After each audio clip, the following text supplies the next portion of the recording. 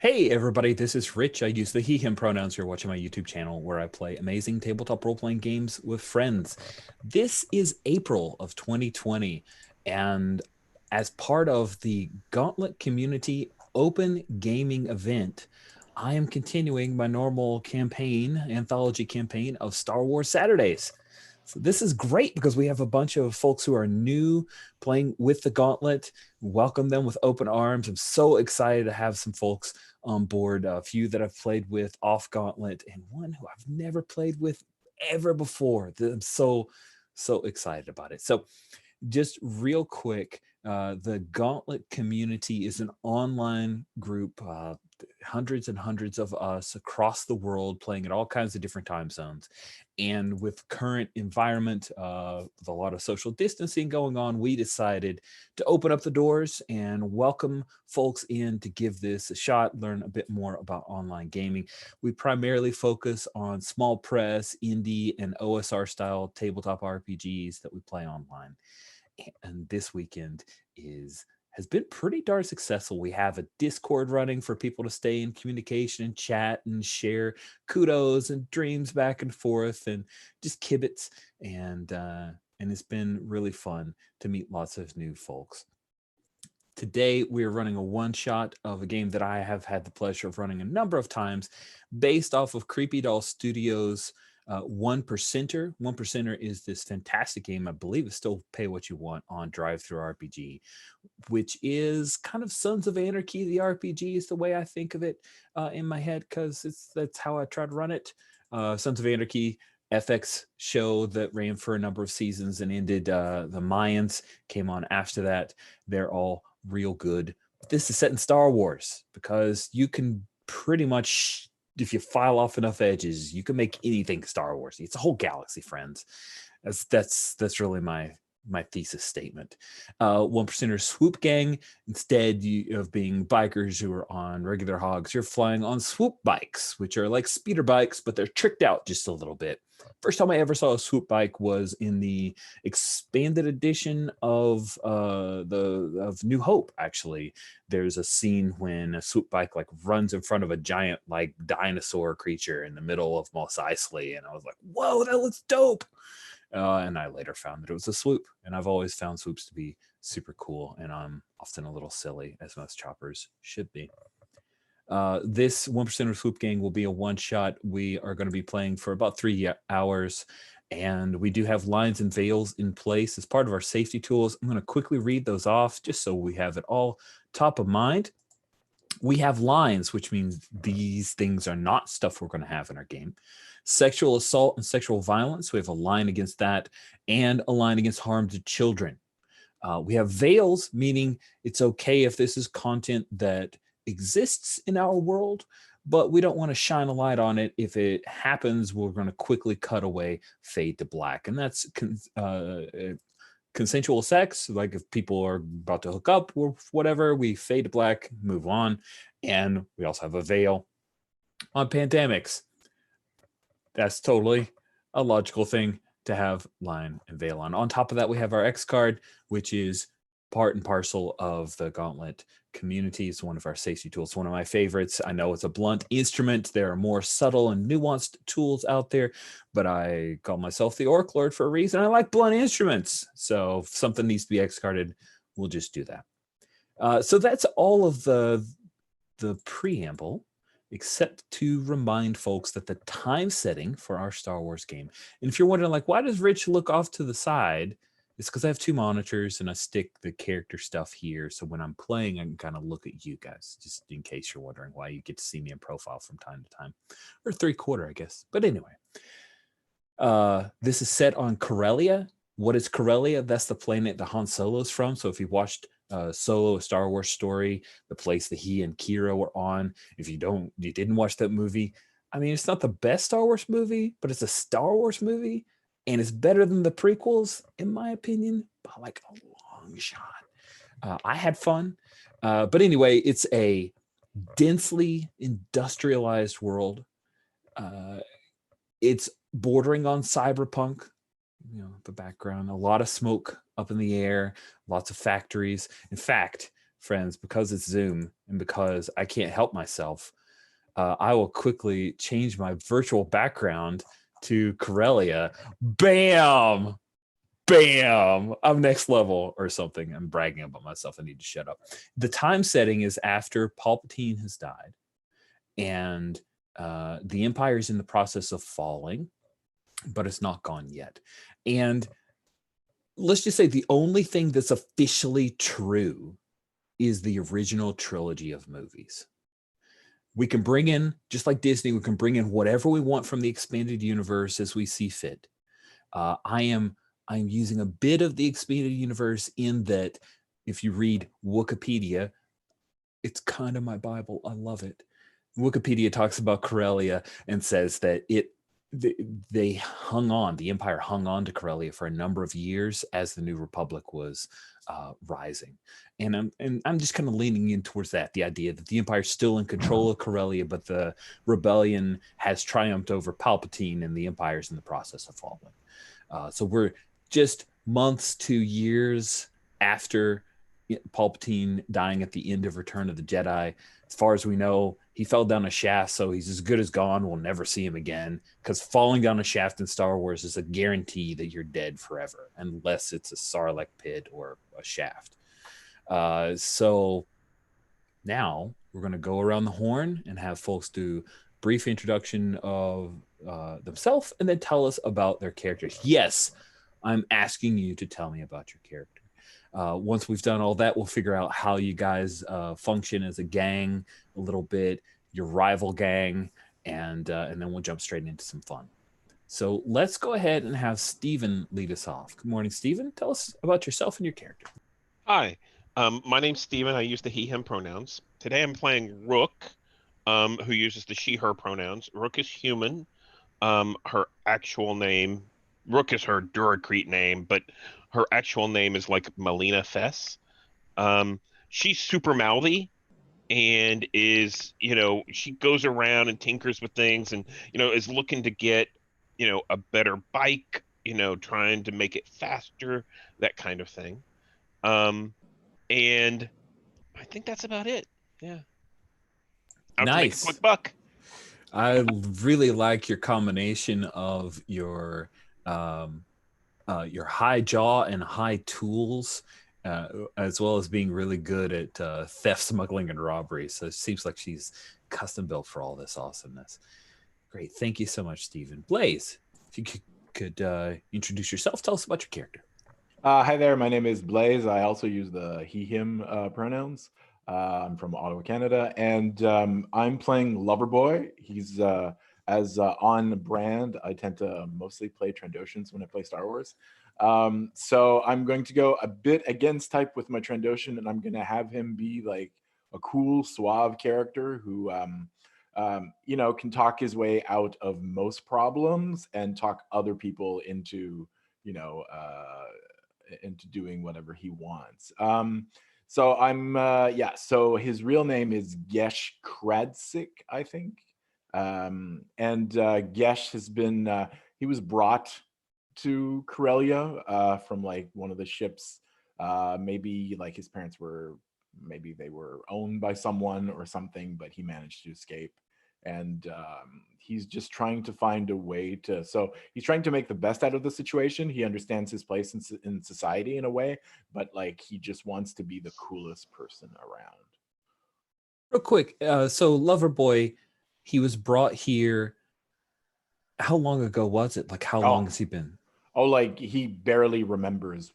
Like he doesn't know where he comes from, type of thing. Like he kind of remembers his parents, but they're not very important. Maybe they were working in a factory or something, and then he found his way into the streets and stuff. So he probably doesn't know very much about Trandoshan culture then, right? No, nothing.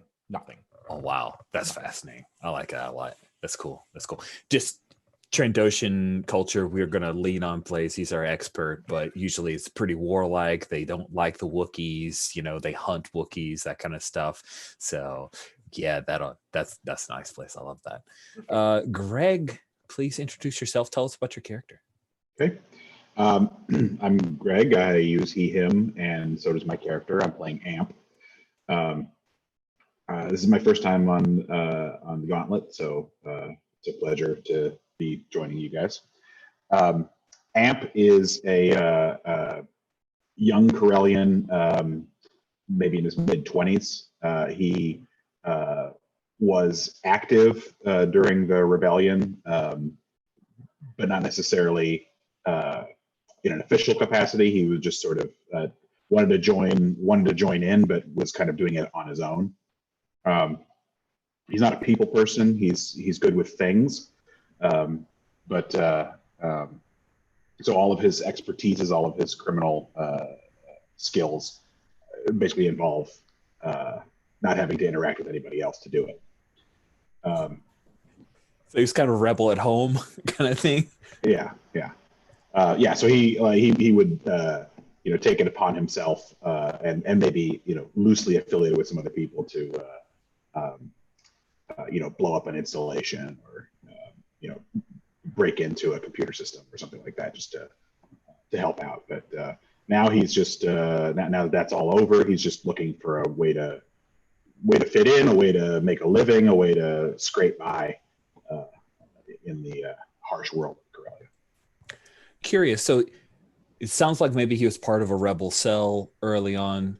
Did he lose the other members of the cell, or did they leave the planet and he stayed behind? What do you think happened there? I don't think he was ever actually part of a cell. It was more like he was a friendly. So he was, rebels knew that they could come to him if they needed something done by a local. So he doesn't really have any way of contacting those people anymore. And I would say, yeah, they've moved on. Once the fight was no longer on Corellia, they've all kind of scattered.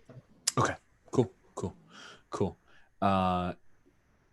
Was he part of this gang while doing rebellion stuff, or did the rebellion stuff end and then he ended up joining the Swoop Gang?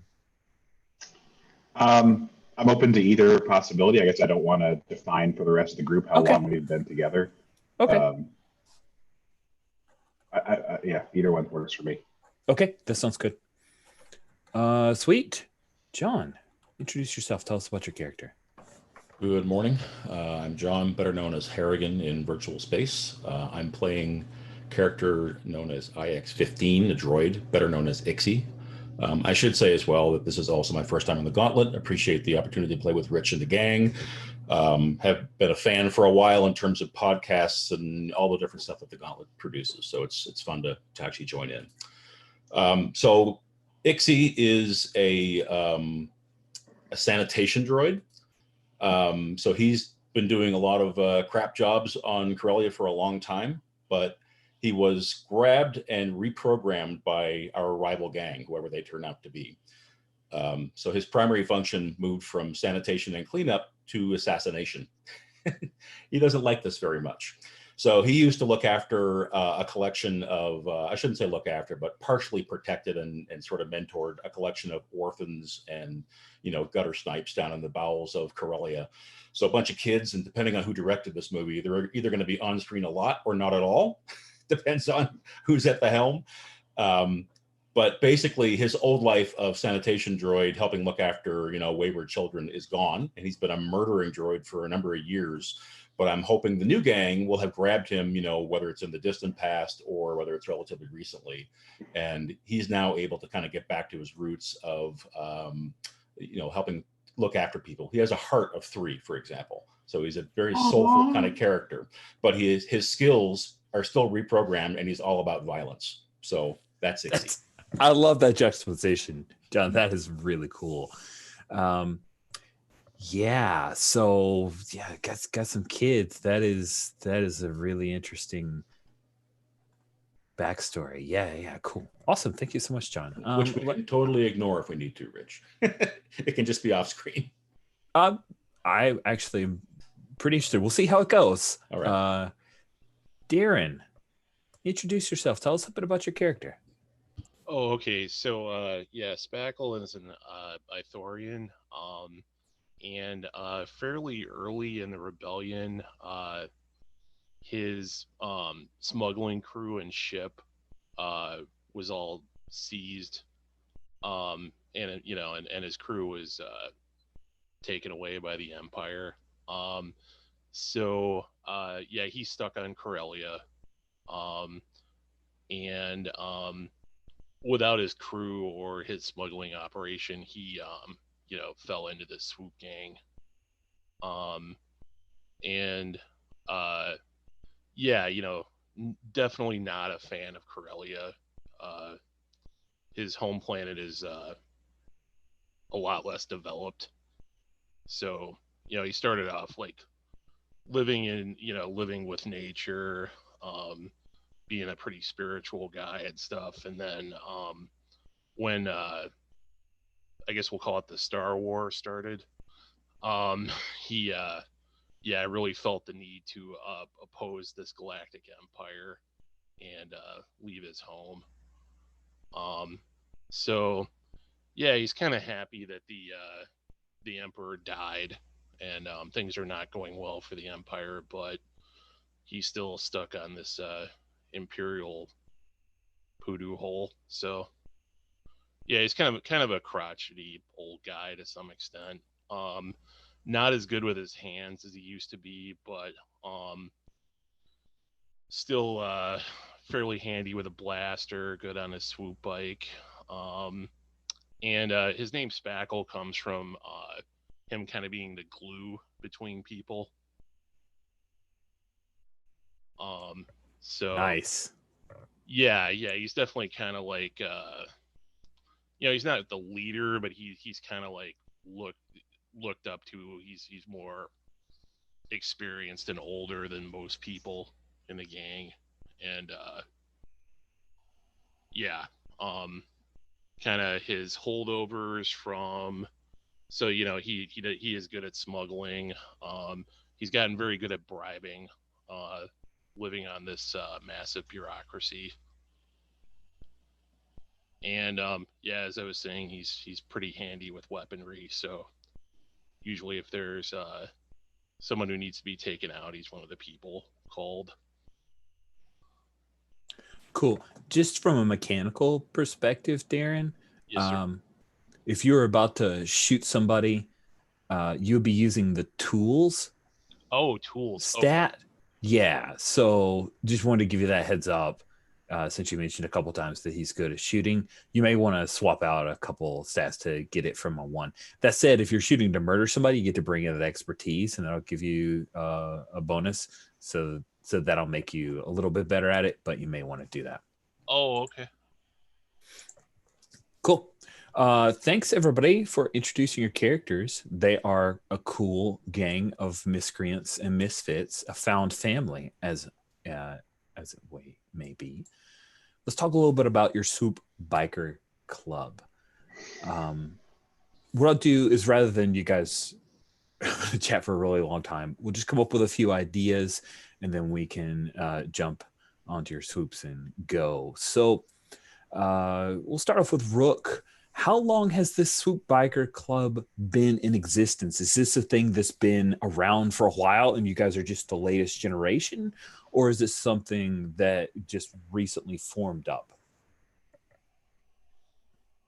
So I think that we've been around, the Swoop Bike Club has been around for a while, but we're all new members, meaning, the old members have all left. So we're, other people have been known by the same biker name, but we just kind of took it over.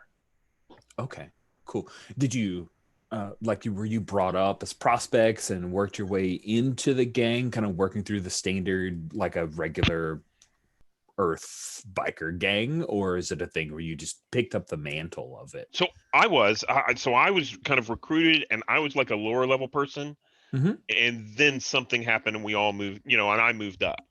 Okay, cool. I want to cool. let everyone else decide what they want to do, but yeah, absolutely. I like that. Good. So Loverboy, this tickles me being able to say that. Loverboy, this Swoop Biker Club, what is the thing that caused the older generation of bikers to either leave the club or die? Is this some imperial entanglement, or your rivals, or something else entirely? I think they left. I think it's more of a question that they went on a big score, and so they went off planet to steal something, and they just never came back. And it's been like 2 years or something. Nobody knows what really happened to them. They just got a ship and left to do a job and never came back. Sweet. Nice. They pulled an Infamous Nest. No, that's not what they did. That is really cool. I like that a lot. And then what about Loverboy? Is this a thing where he just recently joined on, or was he part of that planning to be next generation, or what? So I'm gonna pull in somebody else on this. So I'm only here because Ixie's here, and like Ixie was, he was a caretaker, and maybe he needs some friends, or maybe he believes that he needs some backup here, and so I'm only here for Ixie. You're only here for Ixie. That immediately brings us over to Ixie. This rival club that had converted you to Assassin's Droid. How were you brought to this club? Is this a thing where you left the rivals, or someone stole you away? What do you think? I'm going to say that I eventually escaped them on my own, but knew that there were these two rival gangs, and maybe I made my way to our gang, as my eventual escape. So maybe hid in the Undercity for a while, and then maybe I came across Loverboy. Maybe we knew each other from before, that sort of thing. Maybe Loverboy was one of the people that when you were a sanitation droid, yeah, you kind of looked after him. Yeah, that's it. There you go. I love that connection. I could see Blaze leaning that way. I just want to call it out and make sure it's there. Nice. So, Amp, tell us a little bit about this rival gang. Are they rivals because they're in bed with the Empire? Or are they affiliated with the Black Suns, who have a bit of a stranglehold on the underworld here? What do you think about the rival gang? Why you guys hate them so much? Well, that's a good question. On the one hand, it's Star Wars, so it feels like there has to be some kind of connection to the Imperials. So I want to lean toward that, but it's also a big galaxy, as you said, and people can be bad for their own reasons. So I think I'm going to go with the second option, and not the Black Sun necessarily, but although I guess it could be.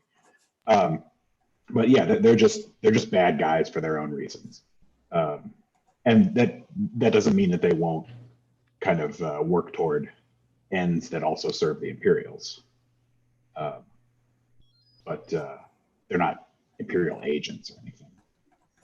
So they're less the lickspittle of the Empire and more the hired by bounty hunters looking thuggish as Darth Vader walks by, guys. Okay, right. They made me a murder bot, man. They're bad. I'm like my brain is trying to think of which member of that rival gang, like what that person is like. That would just like, no, let's reprogram a sanitation droid and make him a murder droid. That's great. No one will suspect anything. Right? Yeah. If it's that easy to do, why isn't everyone doing it? They had a good programmer. Right. I'm picturing sneaking into a lot of buildings via the sewers to perform these murders. So actually, that raises an interesting possibility for Amp. Amp is a slicer himself, so I like the idea that he has even a personal rivalry, just an awareness maybe of the coder for the other gang, and the two of them are often working at cross purposes. Very cool. Hate each other beyond just as rival gang members. Oh, like it's personal between the two of you. I love it. Yeah. Look on the NPCs and places. Then I'm going to transition to start trying to use characters' names. Amp, if you could, are there any NPCs there other than Lady Proxima and Fleury Vori that look cool to you as your possible rival, or did you have it? If you have a different idea, that's totally cool. I will take a second and look at that. Let me just say one last thing about Amp's backstory, that using some of what people have already filled in. I think since we had that void that was created by the disappearance of the senior members of the gang, I like the idea that Amp came in as a prospect to like you guys did a big wave of, a big class of prospects just to try to fill in the gaps. And he came in that capacity, and now he's just like this week been promoted out of prospect to full member. Nice. And I'm leaning into the Sons of Anarchy idea that, like, if you have a jacket or whatever, it literally said prospect on it, and now they take off that patch. And sure. So I'm Juice. You're patched in. Yes, you're totally Juice. I love it. Someone knows what I'm talking about. I'm so happy. I love Juice. Rich, do you mind if we do a little bit of piling on, or you want to go round robin style? Pile in, go. I'm thinking that one of two scenarios, but since Amp is a slicer, either he helped Ixie kind of shrug off the initial programming that the other gang had, or I think I prefer this latter one. He still has the murder programming, and Amp, we're looking for the right equipment, or your skills aren't quite there enough to break the programming. So it's an objective of ours. Okay. Cool. I kind of like the idea that, like, because I have this individual rivalry with that other coder, and he's the one that did this to you. Like, yeah, I kind of know some of his techniques, so I know what I need to do to fix the problem. Like, I know what he would have done in your code. I just, as you said, don't have the gear to get in there. Yep, that's it. And fix it yet. We don't have the gizmo. Maybe that's our mission. There you go. I would add on to sorry, I'm just gonna go character names and say Rook.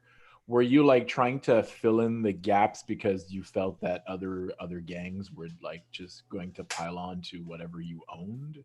It's like you needed to like rush in and fill up the ranks as quickly as possible to show that you had like that there was still strength in numbers and under this group. Yeah, basically, I think the idea here is that we needed to present a good front or we'd be taken over. So it's not necessarily that I took it over, or that, we took it over to make it look like we were still pushing, or we just didn't want to get jumped. Yeah. Sweet. So let's bring in Spackle here, being the glue that holds a lot of things together. To me, feels like you're probably a more experienced member of the gang. Is that what you're feeling, Darren? Yeah, I was thinking maybe I knew the old members, and I feel like it's important to remember them and uphold their values. Right, but for real, you're the guy who came in on a smuggler ship and they didn't take you when they went off. Did you piss somebody off? Wait, the Empire didn't take me? I don't know. Did the Empire? No. You came, if I remember, and tell me if I misremember, Spackle came down with like a smuggler ship. You and your crew got caught by the Imperials. Actually, several of them were shipped off and you left behind. Is that? Yeah, actually what happened was he did not get caught, but his crew and ship were caught. So that's how he ended up here alone, stranded. Okay. And that's just my idea. But yeah, and then he fell into this gang not too long after being stranded here, just so he could have some kind of purpose and like a group. So okay, then the gang took off for a big score. Yep. Why did you stay behind? I guess that's where I was trying to lean. Did you piss? I'm so sorry. Yeah, just to keep having a crew, and he liked the old group. He kind of was like the guy that helped them get off the planet. Okay, cool. I like that. And was kind of sad about being like having to be left behind in the whole plot, but he loved and respected those people, so he's happy that they probably went off to a big score. Mm-hmm. So Darren was at the thing in a movie where like they figure out that one guy has to stay behind to push the button to enable the rest of the crew to get away, and you volunteered to be the guy. Yeah, or he was the distraction. that helped them get off planet, or yeah, something to that effect.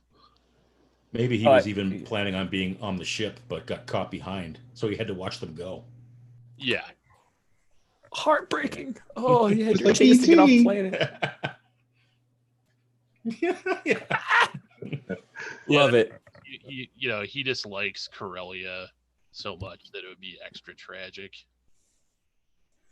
Nice. And then you were left behind with all these prospects. Rook was the most promising. So I think you're the one who's like the old head, right? So Spackle's the one who's kind of the legacy left over from the gang before.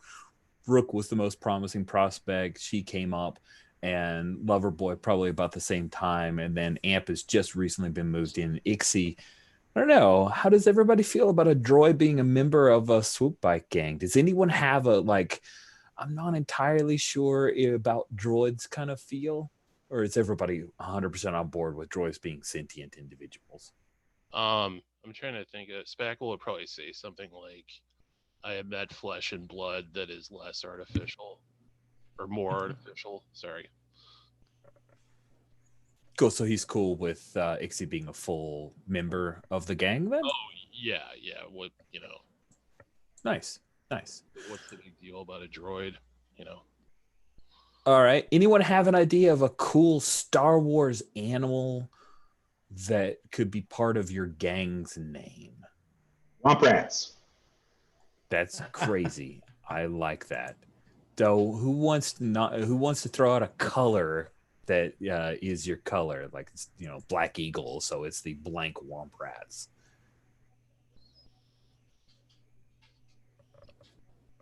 I'll go with teal. No, not teal. That's right. Indigo. Indigo.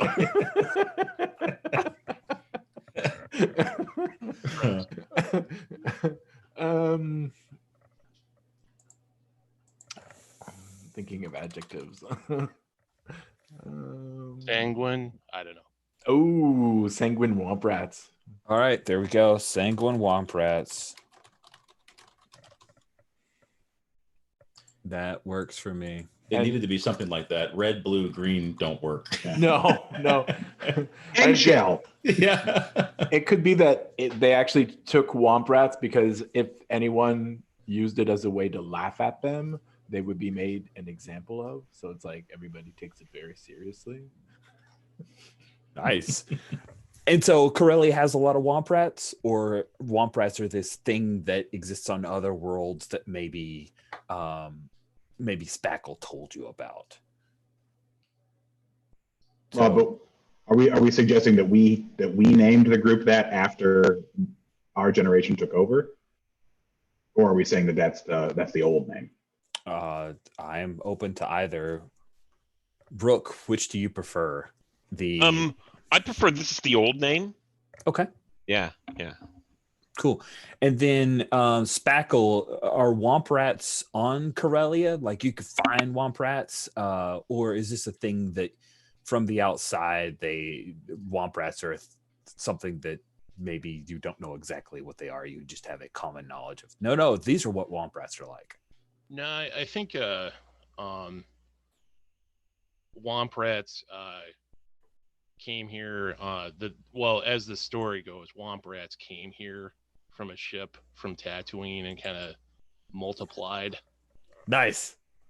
So maybe it's like a metaphor for some of us who are from elsewhere.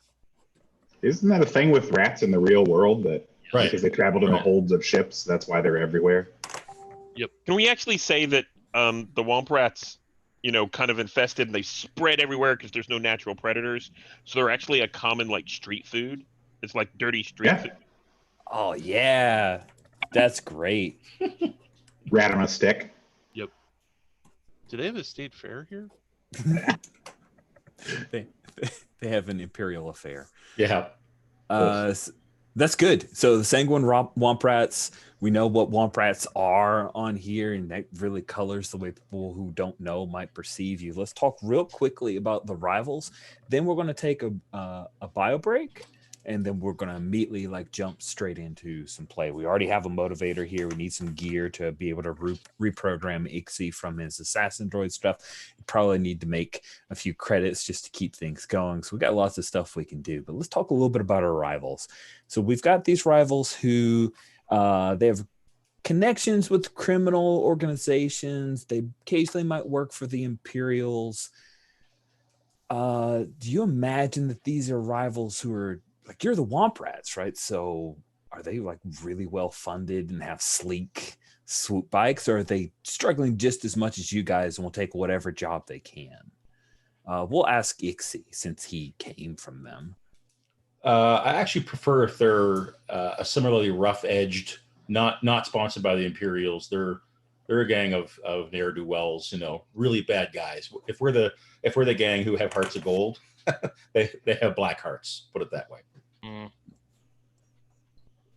mean, and I think the rivalry goes back years and years. So Spackle probably has had multiple run-ins with these guys, right? As part of the old gang. Yeah. So it goes back decades. Yeah, I just kind of also just hate what they're about. Because they're doing what we're doing, but for the wrong reasons. Yep. And maybe Rich, maybe there's even an element of them trying to get bike parts and whatever gear, because we're very hard scrabble, kind of scrapping for anything we can, right? So so maybe there's literally they're trying to take our stuff. Can I just add, the reason why most people really hate them is because they also accept money from the Imperials. So it's like, you sometimes feel like you've heard stories about how they're just like infested with Imperial turncoats.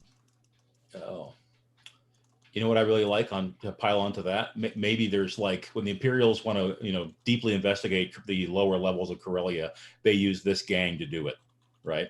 Oh, so. Yeah. And like we won't take jobs from Imperials. Right. Okay. Excellent, Ed. Nice. All right, so now we come to the really hard part. The name. No, the bio break. No, that's hard for you. I'm sorry. So we've got a veil on the pandemic, but no. I have a word that I was trying to look up. Stygian. How about Stygian? Oh, that's weird, and I like it. Stygian means very dark. Nice. Stygian. Conan into our Star Wars. Yeah. Stygian what though? Is it just Stygian? Stygian 6? Is it like a color? Is there an I like that? I like the number thing because it means that there's only a certain number of them, and so like the Stygian 9 or something, or even the Stygian 6. That's all right. Stygian 6 it is. You know what I love? Maybe there's 6 of them, but maybe there's a bigger gang and they're all vying for these 6 positions. Oh yeah. They've got like a bunch of prospects, right? But you really you have to unseat one of the 6 to be one of the 6. It's a pyramid. It's like the Sith having the master and the apprentice. Yeah. Somebody said pyramid scheme. Great. I love it. That's really good. Awesome. Circle back to Amp. Did you find any of those NPC picks that appealed to you as your rival, or will we leave that? I didn't see a lot. I looked at them and I didn't see a lot of picks for kind of unaligned. We can go with Amila Metro if you don't have anything in. Actually, how about Phasmopo? Awesome. That's a creepy ass picture. And he doesn't look like he'd be good at anything else. So he does look like he'd better be good at tech. Right. Sweet. So he's a Stygian 6 slicer and hated rival of Amp. I think Phasmopo sold one of your rebel cell up the river at some point. Hate that guy. He sucks. I'm moving him up. He's not going to be way down there. He's up near the top now because he's just so terrible. Awesome. Oh, he's the worst. He makes me angry just looking at that crazy picture. Is it okay if I pile on with that? Like, yeah, what? We're both older people in this whole milieu, so I've known him for a while, and I just think he's like a real degenerate, and dislike him strongly, whether he knows about me or not. And I don't know, maybe he's also like into if he's into robotics, maybe he's into like some really shady cyberware type stuff. Nice. I like that. All right. That is now typed up in the descriptor for Phosmopo. Even the name. It's just the worst. It's so good. Mm-hmm. All right. It is 18 after. Let's take a big healthy 10-minute bio breaks. We'll meet back at just a little bit before half past, and we'll jump straight into some action. So we'll see you guys in about 10. Sounds good.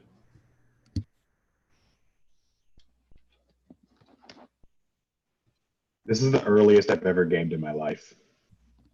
I've run a Star Wars Saturdays every Saturday morning about this time. It's great. We used to start the L5R game at noon. Now we're going to be ending it. I know, that is true. We did start at noon. Like, we started right before lunch, so everybody showed up with food, and we didn't actually start for the longest start time. till 1 or whatever. Well, that's part of. Yeah. I was going to say, I go to a lot of conventions, or I used to, and basically 8 o'clock in the morning is the good time because nobody wants to get up and go to those games. I can find great games at 8. It's true. That had spots. Yeah. I've never gone to a campaign or to a convention. We have good ones here. I've just never gone. Where are you? Minneapolis. Oh yeah. I'll drag you along some point, Seacar. You should. You could. I would do it. I like conventions because I get to play different systems than D&D, and try things out. And to be honest, your hit rate isn't always great. Sometimes you might be 50% great players, and then 50% players of I shoot in the darkness. You're like, okay, but yeah, it's always fun to meet new people.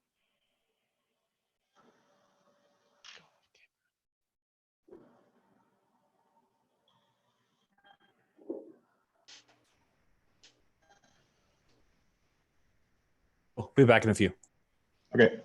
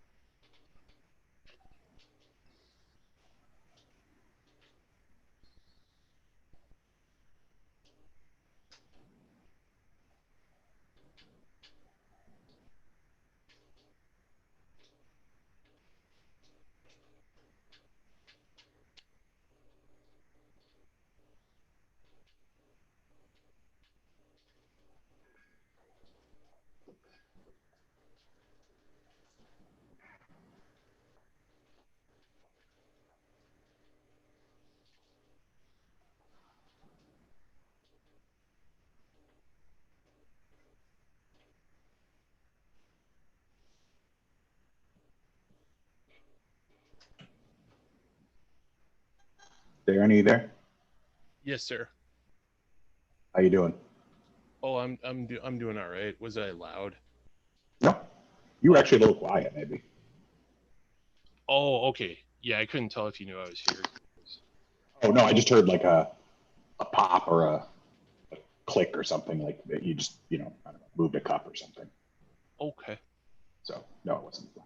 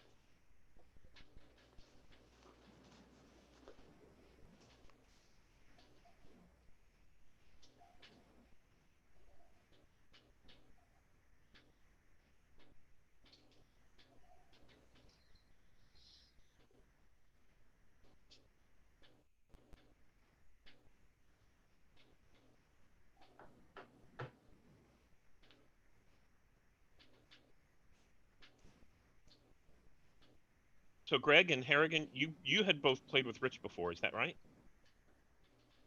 I've played with Rich in real life, and for many years. We've known each other for more than 20 years. I have not. He and I only know each other from this Tavern Keeper play-by-post site, and he recruited me from there to join in today. So I'm pretty happy he did. Very cool. How about you, Darren? How did you stumble into this? I knew Rich when he first lived in Minnesota quite a while ago, like early 2000s, and when he moved back here last year, I heard about all this online gaming that he does and stuff. I've only done face to face really before recently. Very cool. Yeah, Darren and I have been gaming together pretty consistently for a long time, and mostly we had one consistent group that played every Friday night face to face, or every other Friday night, I should say. Kind of a wide range of games, but never really getting into the story games.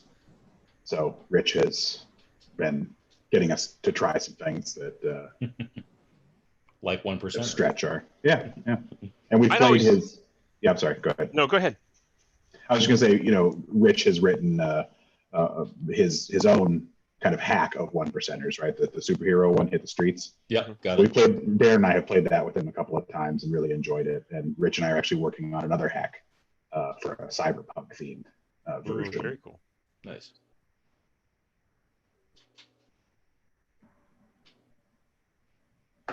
Hey, I'm back. Were your ears burning? Should they be? Well, What happened? That's how the saying goes. Yeah. Oh, you guys were chatting about me? Oh, I was yelling at my son. He had 3 biscuits. I'm like, what, dude? Come on, 3 biscuits. That was your whole growing boy. Your whole we know where he's growing. At least he's getting lots of exercise with that Xbox controller. Powerful thumbs. He's like these obscene thumbs, muscles and stuff. It's a mess. Darren, you back too? Yes, sir. Awesome. Let's go here. Where's the Sorry, I'm just trying to find where to rename myself. I should know this by heart now. Oh, if you're in gallery view, if you highlight yourself, you'll see the period of ellipsis and then the mute button. You can click on the period ellipsis. There's a drop down, and one of the drop downs should be renamed. That should work for you. If it doesn't, just let me know. And even though you don't have a webcam, Darren, it should do the same for you. You should be able to rename. Sorry, it just helps me because it'll be like one less step if everybody has their character name up there. Okay. Sweet. So we will jump straight into some things. We start off, of course, as all good Star Wars stories should, in the middle of some action. As we see the long, the long row of all of those factories spewing smoke into the already gray skies over Corellia. And then there's a Duracrete street that runs right in front of all of those factories. And it's quiet for a moment. We just hear the low noise of some loudspeakers, and then zip, zip, zip, zip, zip. We see 5 swoop bikes scream past, and we realize that it is you guys. It's the Womp Rats, as all of you guys are heading towards a hover train. That is, you're about to intersect with the hover train. You're going to rob a train. So you've heard through the grapevine that this Imperial shipment that's on this hover train has a bunch of resupply for a garrison. And within that resupply is a significant amount of mechanical parts and salvage and supplies.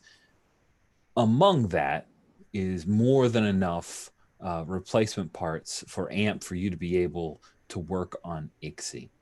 Now, for visual reference, I'm imagining the hover train is not unlike like Solo Star Wars stories. So we have a single rail, and then there are these grav plates that hold the train on, and it effectively suspended underneath. So actually, if you remember Gotham and like Batman Begins, a little bit of that imagery as well.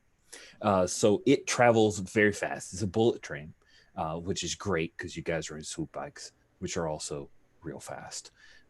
And so I'm thinking that Spackle, you're calling the shots here because you're the oldest member of the gang. You're the glue that holds them together. I'm space glue. I don't know. Somebody needs to look that up in Wikipedia because we know that there's at least 5 variants of space glue. But the Womp Rats, you guys are headed towards her. You know that there are going to be some Imperial entanglements. This is enough of a resupply to where they will have some stormtroopers on board, but not so much. Like, they're not moving military parts.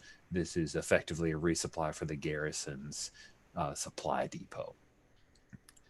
So let's start off with AMP. As you guys are headed towards this hover train, you're kind of coming at a perpendicular point, and then you can flow and follow out. What's your biggest concern about the security measures for this hover train? Do you imagine that they have some kind of electronic countermeasures that keep everything sealed up tight? Or is there some other threat that you're worried about with your expertise? So this is an Imperial train? Yes, you said? it is. Okay. Is Imperial train. Yep. Okay. Then I guess I would be I'm fairly confident that I can take care of any like passive countermeasures. I would be more concerned about active, like gun emplacements and things like that. Makes sense. Okay. I would expect they probably wouldn't have any significant number of troops on just a regular salvage shipment. It's not like we're robbing the payroll or something. Exactly. You are not doing that. That would be very, very dangerous. So my expectation would be probably not a lot of troops, but potentially gun turrets. Makes sense. Cool. So we have the possibility of gun turrets. It's probably going to be aft and fore of the train, and maybe something in the middle. Lover boy, how are you leading the four? I mean, you're a talker. So where are you in our 5 swoop bikes? Are you bringing up the rear, or do you actually? Clearly in the middle and complaining about the fact that we're outnumbered on this. Nice. So what is Lover Boy on a swoop bike? Like, what's the imagery there? What's your swoop bike look like? Like, are there any like descriptors of what we, you don't have to go look up a Yeah, no, pictures, that's fine. It took me a while to find an image. So it's it looks like an old it looks like a mix of like a speeder bike and with parts of like oh my god, what are they called again? Pod racers put together at Uh-huh. the front, and it's got a good back so nobody can shoot me in the back of my back Oh, or head. nice. So like that's like the biggest thing. I feel like I look like I belong in this thing, like I was born on this thing. And I just make it look really good. That's like, it's just cool. This You have cool goggles, yeah, cool like goggles, the shaded whole thing. goggles. As soon as I get off of it, I don't look as cool as I do in it. That's awesome. All right, so you're bringing up the middle. Who's Yeah. leading? Who's the person who's at the front of the pack? That's probably Rook. And what does Rook look like on her swoop bike? So I think she has it's sort of like the goggles and face masks that you see from the Winter Soldier. You know, that bottom part with like glasses that kind of form to the top. And so she's zipping past looking for the right way in where we're supposed to pop in and see about pulling out, getting access into the train. Yeah. Sweet. So let's see you go ahead. We're gonna hit some dice now, friends. You're trying to figure that out where the best place to go in. So that's using your head. But what is the stuff? Do you feel like you're being cool about this, or you're trying to be badass and awesome? The difference between being cool and being badass is just your approach. How are you doing it? Not what are you doing. So being badass real easily, if you get into a fight, you got to be a badass to survive that. Being cool is keeping your head, staying calm, calculated, thinking through things, and also if you're out of action, often you're using being cool. What do you feel like Rook is using right now? So I think what Rook, the image that I have in my mind is she's got like a it's almost like a pool noodle kind of thing that's explosive. And she's looking for a good door and going to swing that towards the door so that it attaches, and then we see the whole Oh and man, blow out that's the door. wicked. That's Yeah. awesome. That's awesome. So you're looking for the place that isn't under the watchful eye of one of the turrets. And I imagine these are like little pop-up turrets, like they have the 360 degree, they're turbo lasers because Star Wars. So let's have you make a cool, oh, sorry? Tiny turbo lasers. Very tiny. Yeah. They're like, I don't know, single engine turbo. So are you being badass here then, Rook? Yeah, I think it's badass.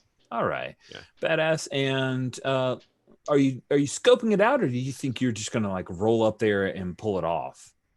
I'm going to roll up there and try and pop it out. Yeah. I want to Sweet. do the thing. Yeah. Okay. Then I think you're using tools then. Okay, so what's the dice mechanic? Do I roll? Yeah, so rolling d6s. Yeah. By the way, Steven prefers to use physical dice, and he's got to have a lot of d6s here. So you knew what you were in for. So we're gonna go be cool, be plus be badass. That's the pool. And you brought me to the thing that we haven't done yet. We need to roll for Karks on line 24 of our character keeper. Everybody starts with 3 plus 1d6 worth of Karks to give. Kark in Star Wars parlance is the F words fuck. So giving a Kark about somebody. Cool. So go ahead and roll that. Add 3 to your total. Everybody should have the roll for your party link. It is on the character keeper on row 29 underneath Ixie. I've got a link in there. It's awfully genuine redfish. And the way to use the die roller, because I didn't show you guys that, I meant to, but just real quick, is how this goes is you just type a number in the left box of how many dice you want to roll. D6P is a D6 with pips, and D6 there is a D6. You're going to roll 1 D6, and you can choose the color of your die here, and then you click submit. So if I wanted to roll 1 purple D6 with pips, I just type in a 1, hit submit, and it'll show up right there, and I rolled a 6. Once we've got a whole bunch of dice on the roll, then we can clear it, but do check in with folks because they may be in the middle of trying to do a die pool. Another thing you can do is you can single select with the left click of your mouse, unless you have an Apple, and then I don't know how you do that because they only have one button, and I just don't know. So good luck. But you can single click, and once you see it highlighted in orange, you can move those around, and then you can also delete selected by clicking the delete selected button. I'll hit stop. Yes. I'm going to sound really dumb here. I'm sorry. I can't figure out how to see the bottom part of the spreadsheet where it's not scrolling for me. You can press down with the arrow keys. No, I know. I think what happened is somebody moved the frame freeze part. Hold on a sec. I can fix that. Sorry. It's okay. Looks like somebody did the freeze panes. So you weren't doing anything wrong. There was just something physically changed in the way that it was displaying. So how do you turn that off? Sorry, hold on it's right now frozen at row 14. I fixed it. There we go. Now you can scroll down. Oh, thanks. One of the things you can do if you ever get stuck like that again, Darren, is if you go up to the top toolbar, it should say 100%. There's a point called 100%. It's right beside a little image of a paint roller. You can change that zoom to make everything a little smaller, but then it's hard to read. So I usually keep it around 90% personally. Thank you. Sorry about that. No. We fixed it. That needed to be fixed, so no biggie. Did it dice rolling thing correctly? Well, I don't know what die you rolled, so probably. It's turquoise. Looks like you rolled a 3, so you start with 6 cart, and you got 6 in there, so you're good to go. What about amp? I rolled a 4. I got 7. Awesome. So we'll change that on your keeper. What about lover boy? Sorry, I'm rolling what? I think I thought it was. Oh, you roll a single D6. All right. And then you add 3 to it. Sounds good. And that's your starting carks. And purple's already taken, so I'll go. No, go ahead. I'm the GM. I don't count. Here, I don't. There, it's gone. You're purple. Thank you. I've got a 6. Oh, I should have put some pips, but 6, 9, 9. I've got a 9. All right, sweet. Now we know how many carks to give. So we'll talk a little bit more about that when we get into some more die rolling, but there's some really cool stuff you can do with those carks. They're kind of like your hit points, but they're also a way you can get extra dice. So Rook, you currently are looking at a difficulty of hard, which means you're going to need 3 successes. A success is a 4, 5, or 6. You're starting with 3 in badass and 3 in tools. So you got 6 dice to start. Are you using any of your expertise?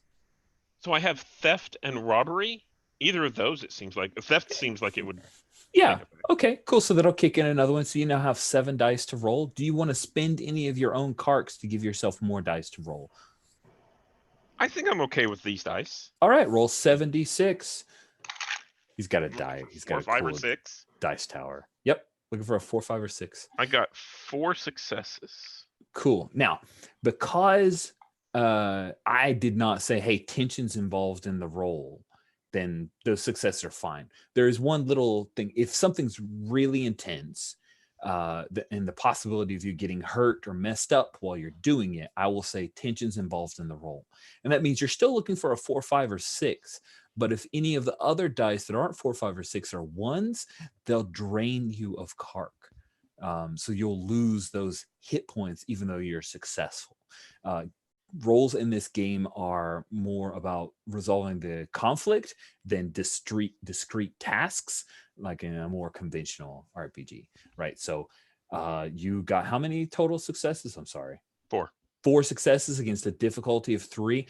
You flip that crazy noodle around and it burns around the Durasteel plate, and that thing falls down and slams off of the Duracrete and bounces a couple times, and you've got an entryway in. But you're gonna, I mean, if you want to get in, Rook, you're gonna have to hop off your hog. That's a thing you'll need to think about. Yeah, so I think I click a little switch that puts it on autopilot so it'll stay steady, and then I'm gonna jump inside. Sweet. So obviously you guys planned this ahead of time because you're professional swoop gang of thieves and brigands and ruffians and the like. So as Rook's about to hop on, Amp, what are you doing? So I, in order to picture this all correctly, swoops are they the kind of thing where they have to stay really close to the ground or some other kind of surface in order to fly, or can they fly just like out in the open? You can fly pretty high in a swoop bike. Okay. I had always wondered that myself, but since like Solo Star Wars story, they were like hundreds of feet up in the air. So I just use that as my own kind of mental canon for it. Okay. Well, my role is going to be obviously to bypass any kind of computer security.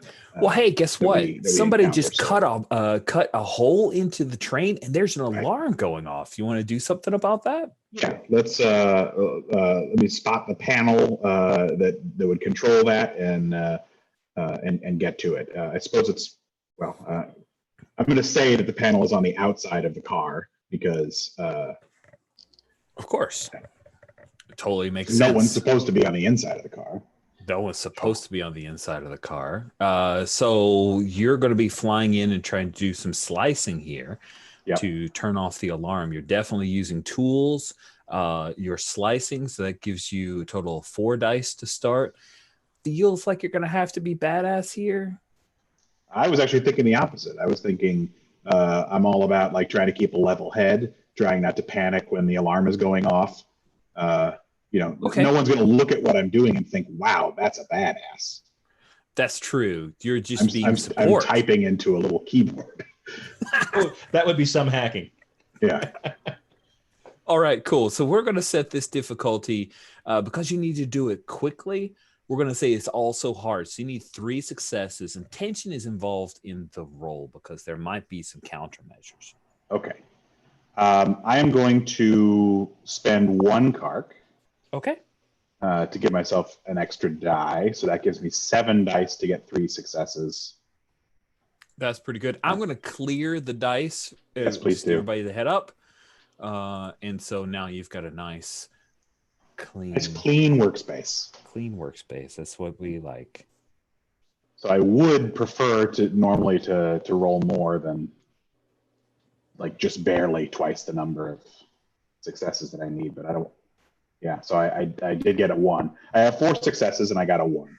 Okay, with that one's going to drain you of a kark, but you successfully slice that out. So there's a klaxon that starts to go off. You type really quickly, and I imagine you've got like a patch cable, right? Because in Star Wars, you always have to have things connected. Yeah, so I've got a little pad, like keypad on my forearm. So that's where I'm doing my typing, but the cable is then connected into the.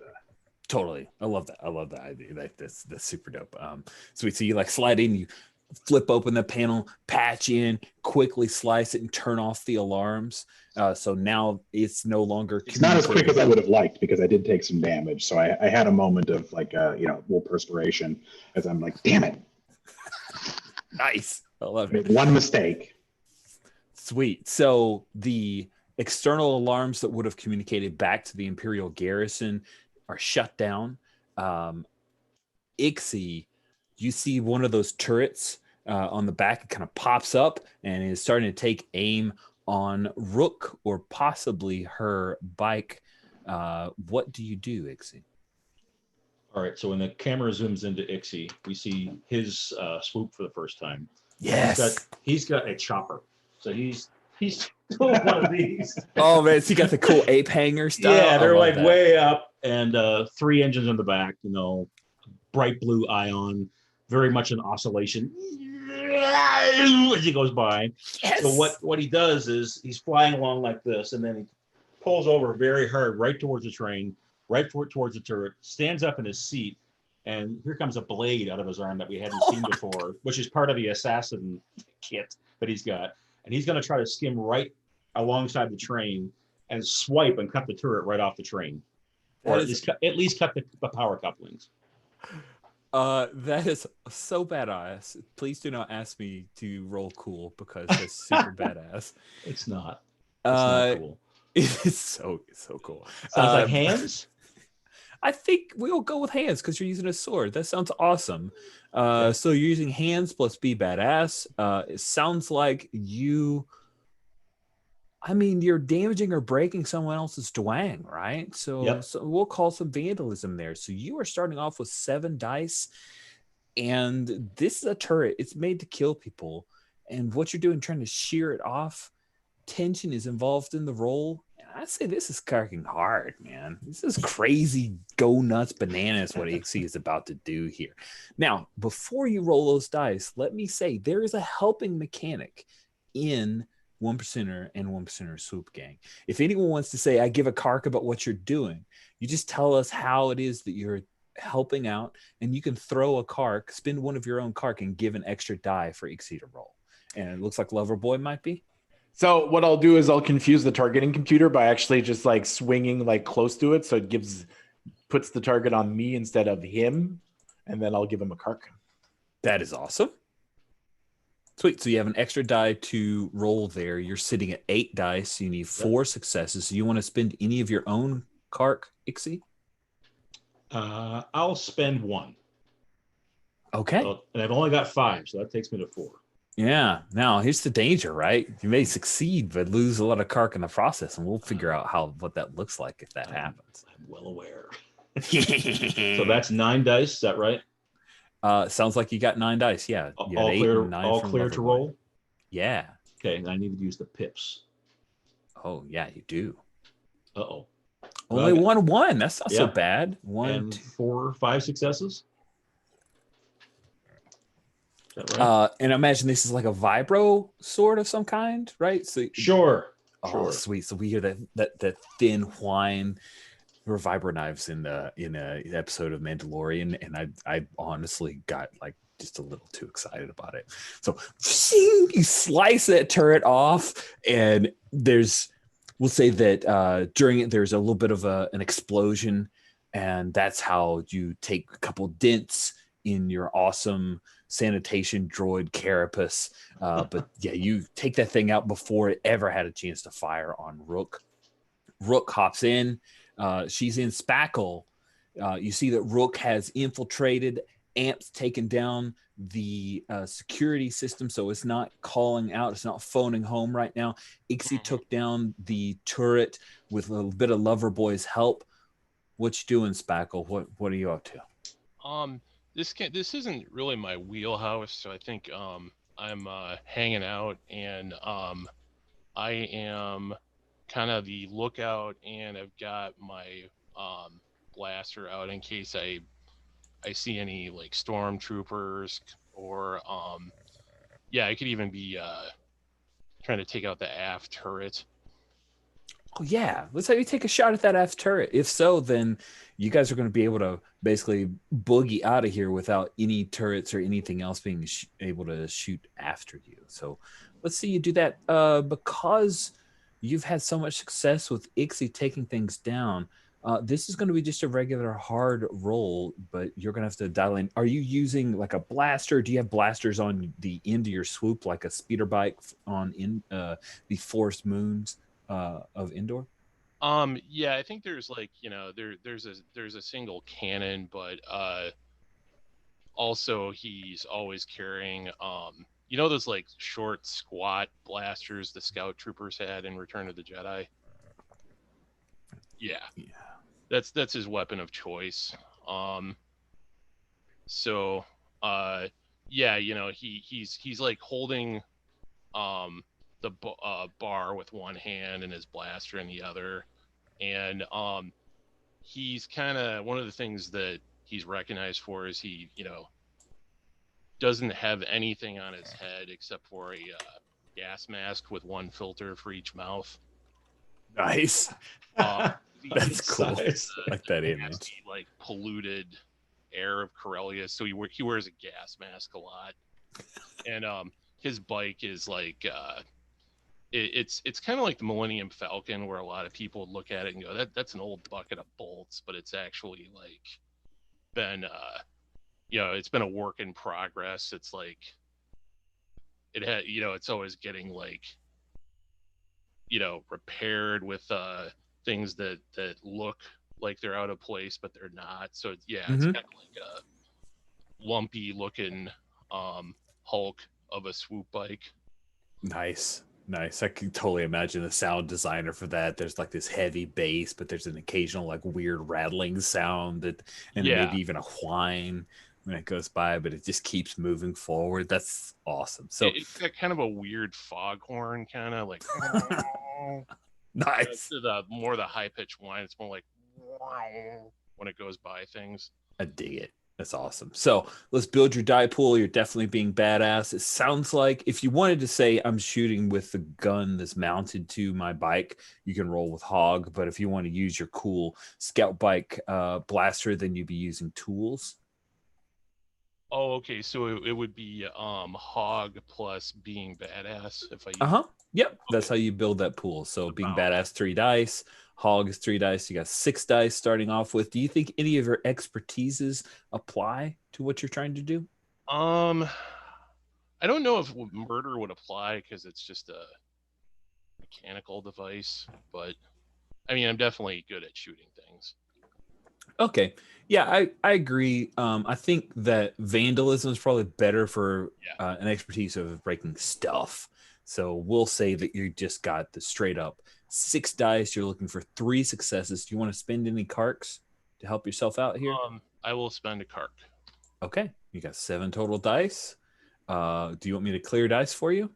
It doesn't matter to me. I'm clearing them. Okay.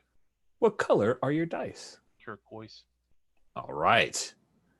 That is a darn fine roll. You basically have 1-1 and everything else successes.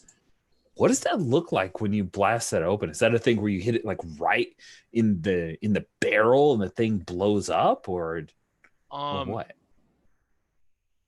Yeah, I think he's like, I don't know where to target on this thing. And then he does some juking, he fires off the cannon, and he kind of hits like the turret ring. Okay. So it and that just sort of like dents in the turret and puts it at a angle that's kind of worthless. Nice. Yeah. So, and then smoke coming in. The thing continues zipping along the rail. Rook, you're inside. Obviously, you guys did enough homework that this is the most likely of the train cars on this hover train to have the parts that you want. How is it that you're going to try to find what you need? I think that's probably who's the slicer? Amp's job? Amp. I can't. Yeah, there we go.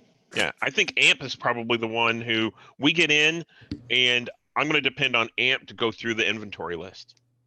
Oh, nice. So you got the data pad, but Amp is kind of looking through maybe a goggles or something that Rook is wearing. Is that what you're imagining? Yeah. So we kind of see the lenses zoom in a little bit as I'm looking through. Yeah. Nice. Lover boy, you were keeping an eye on Ixie as... Oh, what pronouns does Ixie use? He uses he, him. Okay. So he sliced one of the 2 turrets and then Spackle took out the other one. So it kind of seems like you've been in a little bit of support maneuver. Are you just keeping an eye on Rook or do you get on board as well? It's really weird because I feel like Spackle, I feel out of my wheelhouse here. I know that if I get on foot, I probably will just cause others, like I'll just be a weight for others to pull on. So I'm tempted to stay outside and just to like distract and be used as like cover for anything that comes near, or even the train. So if they can just focus on me and Spackle will take care of the outside stuff. Yeah. I'll Spackle yells like, "I'll take starboard, you take port." Awesome. I You got- imagine part of the plan is that whenever we unload this stuff, the people who are outside on their bikes have like netting, and we're going to toss stuff out into the netting so they can carry it home. Would it be too late to say that my my bike has like a small little hover trailer in the back, just like a totally brake? does. I love Okay, it. good, Yeah, like good. a little hover pad. That's Yeah. awesome. It's got netting on around the outside, so Rook's got to aim it well. Sweet. So Amp working with Rook, kind of looking through her eyes, you pick out a couple of the things on the manifest for the data pad there, and you start directing her. Oh, grab this crate, that crate, that crate. Rook, you've got to, there's the possibility, I'm not going to say the tension's in effect, but there's the possibility of breaking a bunch of stuff, your poodoo getting broken. So I'm going to say that tossing all this stuff over to other, as you guys are going something like, 80 to 100 miles per hour, which is Star Wars, would be kilometers per hour, but I don't want to do the math. So we're going to say that this is a normal difficulty, but there is the possibility of breaking some stuff. Rich, if you want conversions, I can do those in my head. 160. Nice. Rich, just convert everything to parsecs. There you go. There you go. I don't know parsecs too well. The metric system. Nice. 80 miles per hour. How fast is that in kilometers? Let's see. That would be what would it be? 80 miles per hour time. Oh, you have to divide it by 0.62. Okay. I thought you said you could. In your head, like, wait. Approximately multiply by 1.6, and you'll get there. Yeah, that's true. So, in 80 miles per hour in kilometers would be 128, I believe. Yeah, Blaze lives in Canada, so you don't get this wrong. Yeah. Insulting his entire We have a country. Canadian here. You'll be making him mad. Sweet. All right. So you guys are blazing along. You're speeding along, and you're able to directs Rook to grab the appropriate crates to have exactly what you need. Amp, you know what it is. I wish we could take everything. I'm looking at this manifest, and I'm thinking of ideas for what I could use this for, what I could use that for. They're not what we're here for. So I can be cool. I can stay on task, but man, I wish we had time. There are some Coruscant Hydra spanners that would fetch some serious creds. Rich, as the stuff is coming flying out of the train, can Ixie pull close and have a look? Sure. So, sure. So we're seeing these packages kind of come out into the back of the trailer. Ixie's gonna pull my headphones here. Ixie's gonna pull up beside, and he's watching every single pack as it goes. Is that what we need? Is that what we need? Is that the package? He's just paying very careful attention to what we're offloading. Do you like have a barcode scanner to make things like slightly faster? That's awesome. So Rook, let's give us a quick roll and see if any mishap happens before you guys need to DD Mal. Yeah, so I think that this is badass as I'm tossing boxes out into the air. It's kind of, yeah. This is hands. Yeah. Right. This is robbery. Yes. Yeah. I think I'm going to give a Kark as well to bump that up. Okay. And I think that, so you mentioned some Corellian hydro spanners and stuff like that. As it's like, that's not on the list, but that would be real nice. The stuff that is identified as expensive, I toss out but miss the net intentionally. So it just flies out and smashes just because, these Imperials don't need that crap. No, that's so mean. Okay, so I got 2 successes. Okay. And 1-1. All right. Tension wasn't involved in the roll. You needed 2. You got exactly 2. That is a pretty Perfect. crap roll you just had there, but It is good enough. So you toss out, and yeah, Ixie, you're watching and you're trying to scan, and you see one box overshoot and plummet towards the ground. And then crashes along this, like it slams into a small area. We'll say it's like a parking area, right? So it just slams into the dirt, scatters everything. All these hydro spanners skittering along. A couple of womp rats dive underneath a speeder, and Rook, you finish up. throwing the stuff that you wanted to land, and you can hop back onto your swoop bike, and you guys can get away. Before we do that, can we actually say I wiped down the pad that I have, and this is a pad that Amp gave me that's from Fosmopo, right? So I'm gonna wipe it Nice. down, leave it there, so it looks like what was it, the Stygian 6 made the hit, and then I'm gonna hop on my bike and head off. So we got Nice. a burner data pad, and then hacked it to leave traces of Fuzzmopo in there. That's awesome. That is really mean. I love it. Sweet. So you drop the data pad, leaving the evidence. The door to this train from the front opens up, and a guy with a blaster rifle, who's wearing Imperial, like he's an Imperial trooper, he comes in, but you're already diving towards your swoop bike. He takes a couple of shots your way, but you guys peel off and leave that bullet train as it's headed towards the garrison. You were maybe half a click away from the garrison, and you can make your way back. So I'm going to ask Spackle, you're the glue.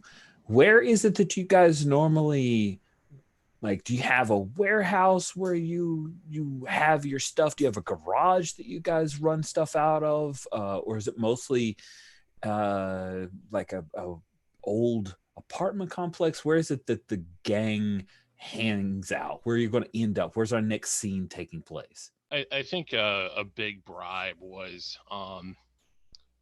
like getting like a warehouse that on paper, or according to most authorities, this warehouse has something totally innocuous in it, like foodstuffs, but actually it's where we conduct our business. Okay. Sweet. So we pick up with you guys outside of a warehouse. It's Star Wars, so it can't be a boring ass warehouse. What is the significant visual feature that is either right outside of the warehouse or featured inside the warehouse? We'll ask Rook.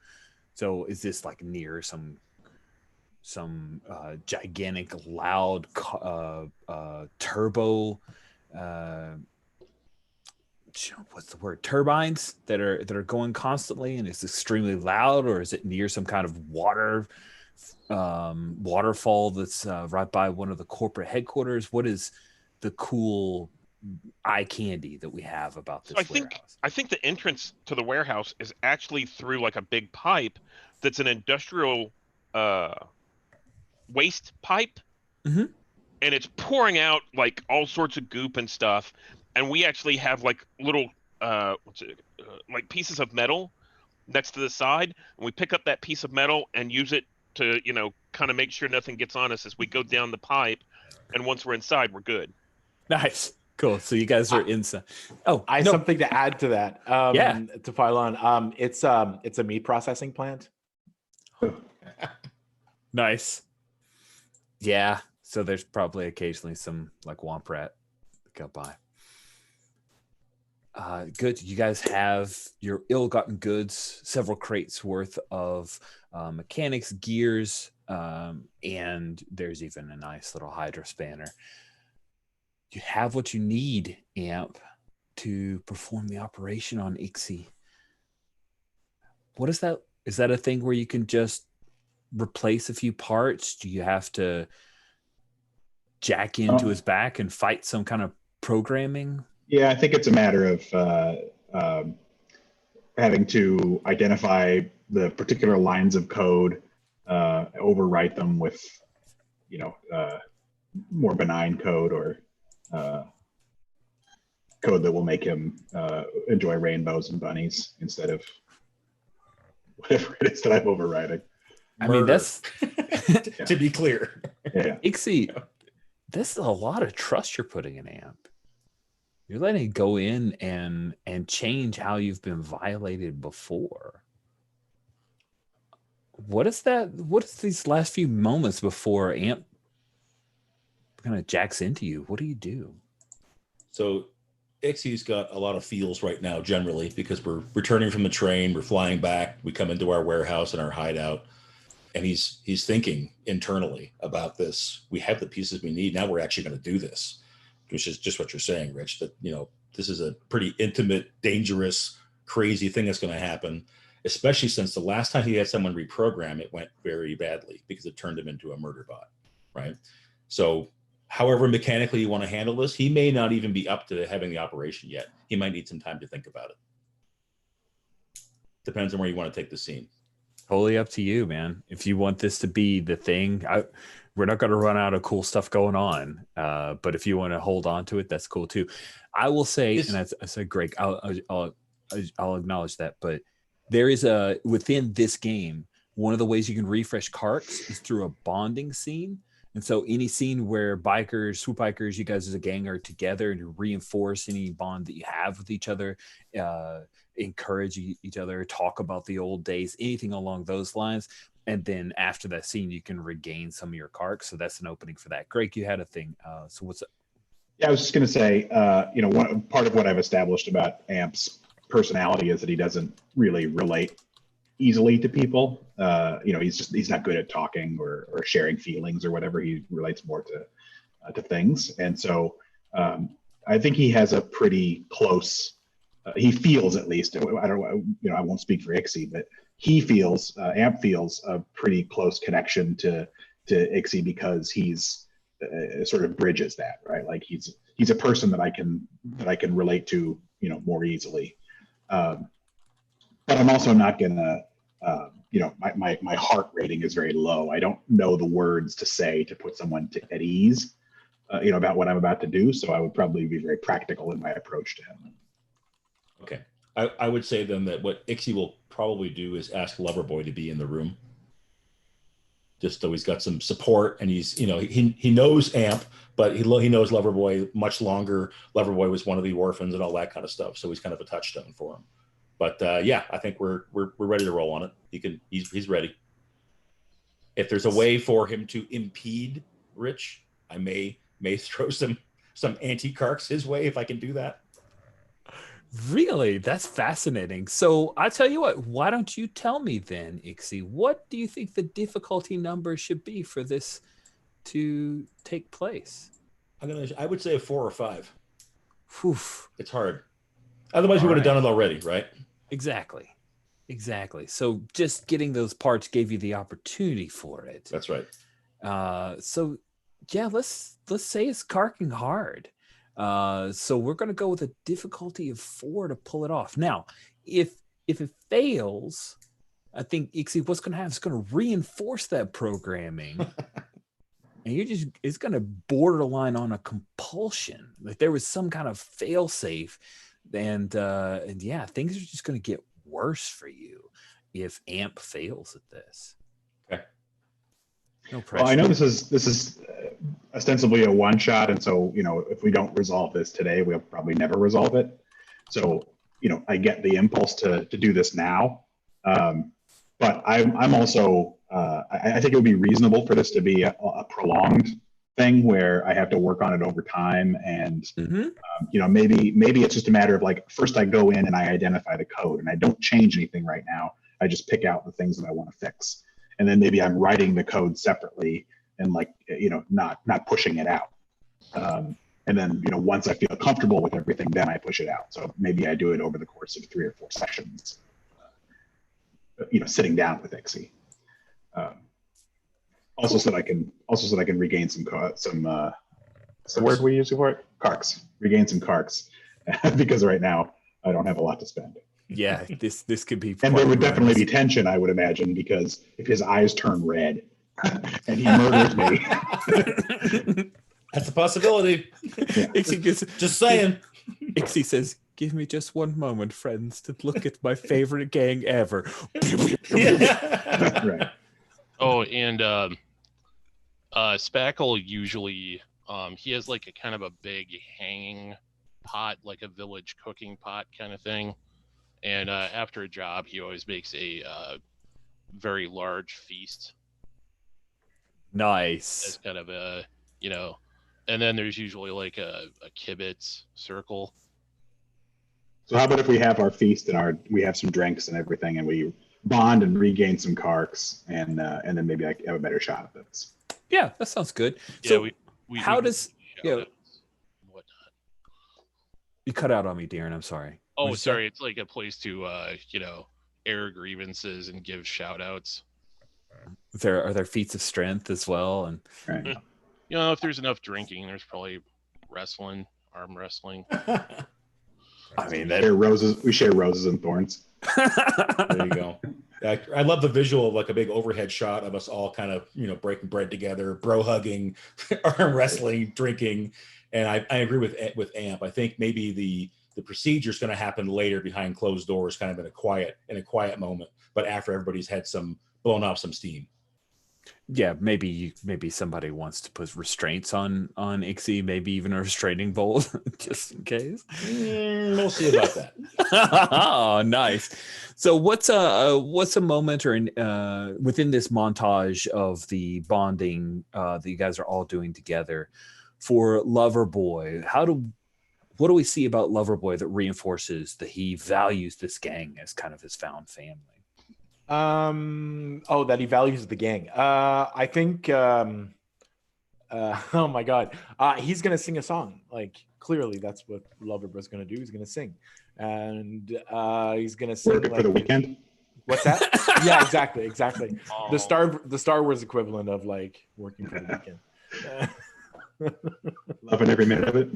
Yep, stop. Yeah, something very classic Rocky, like 70s or something. Yeah. It's gonna sound like somewhat folky or something. Yeah.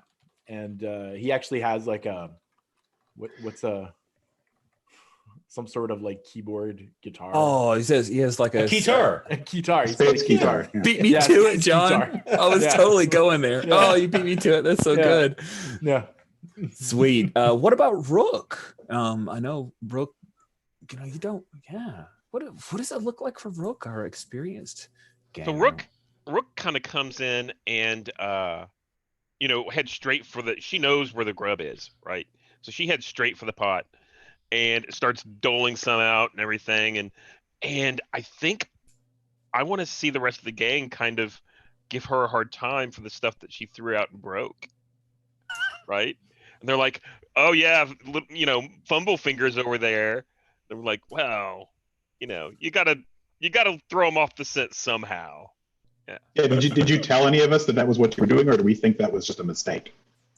I think Amp would know because you were giving me the list.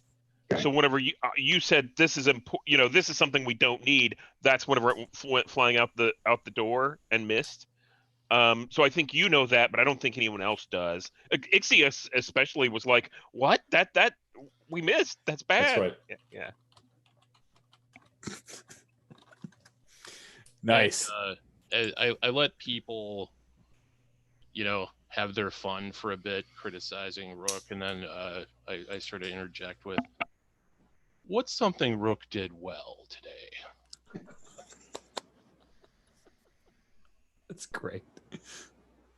And then there's like a little bit of quiet. Who volunteers something that Rook did well? Oh, no takers. Well, I thought that that was one of the smoothest entries I've seen in a robbery. Yeah, that space noodle was very effective. Thank you, Spackle. I appreciate you recognizing the hard work here. Well, and it might appear that you were tossing things out randomly, but do we not have what we came for? I think we have exactly what we came for, and the Imperials have less than what they came for. So I couldn't have done it without Amp's help. Nice. I like that. Anything else folks wanted to add to that scene, or you feel like that was a good come together moment for the Womp Rats? Awesome. Everybody take 3 Kark. That was pretty great. So as you guys have finished up eating, Amps made all of his notes. You're just kind of building up the code that you need to write. and you receive, let's say, Loverboy, because he's the chat, he's the outgoing one. You receive a communication from KP3. KP3 is a droid that Neffel Doorstar uses. Neffel's a contact of yours. She knows about the gang. She probably knows a whole lot about the gang's hatred of the Six. And she hits you up with a quick update through her droid, letting you know that the Imperials have taken Phasmopo into custody. And the Six are pretty upset about it because they know it's some kind of setup. What do you do? I'm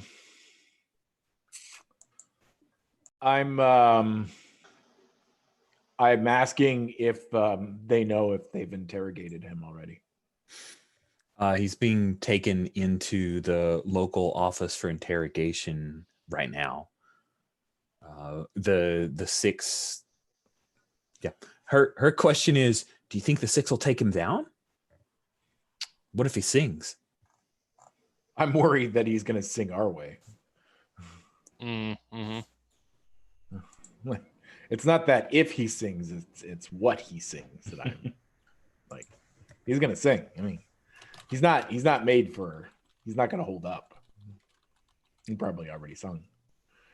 But she says, and maybe you got, well, Ixie, you definitely catch this.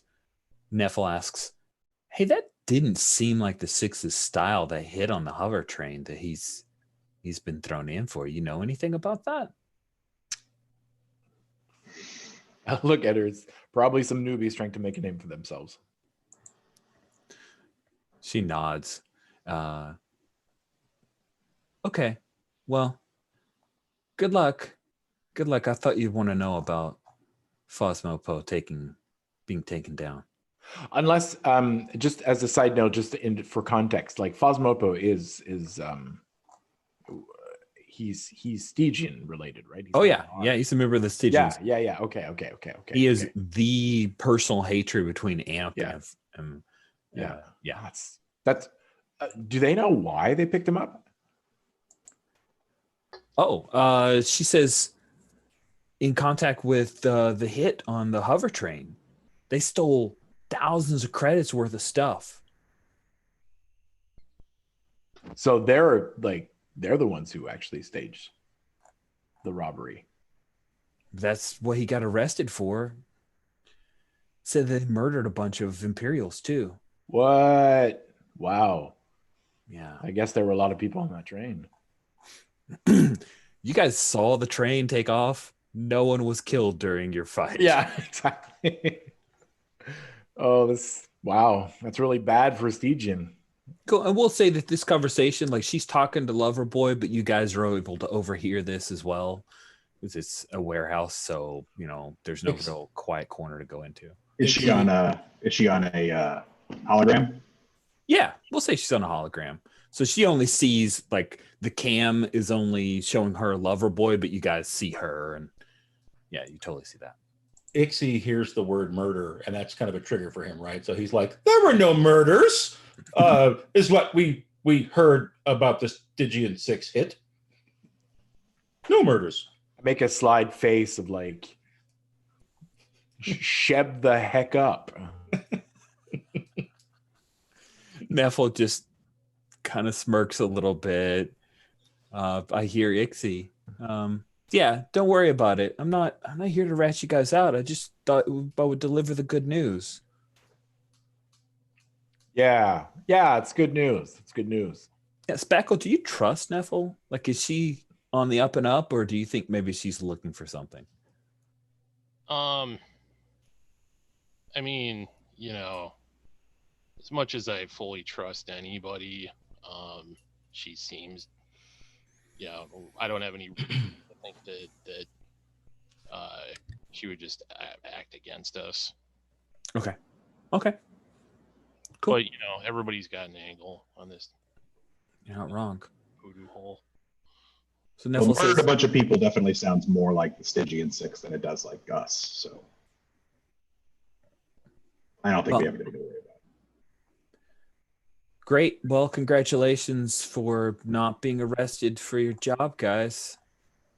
She'll gesture, and then the hologram winks out.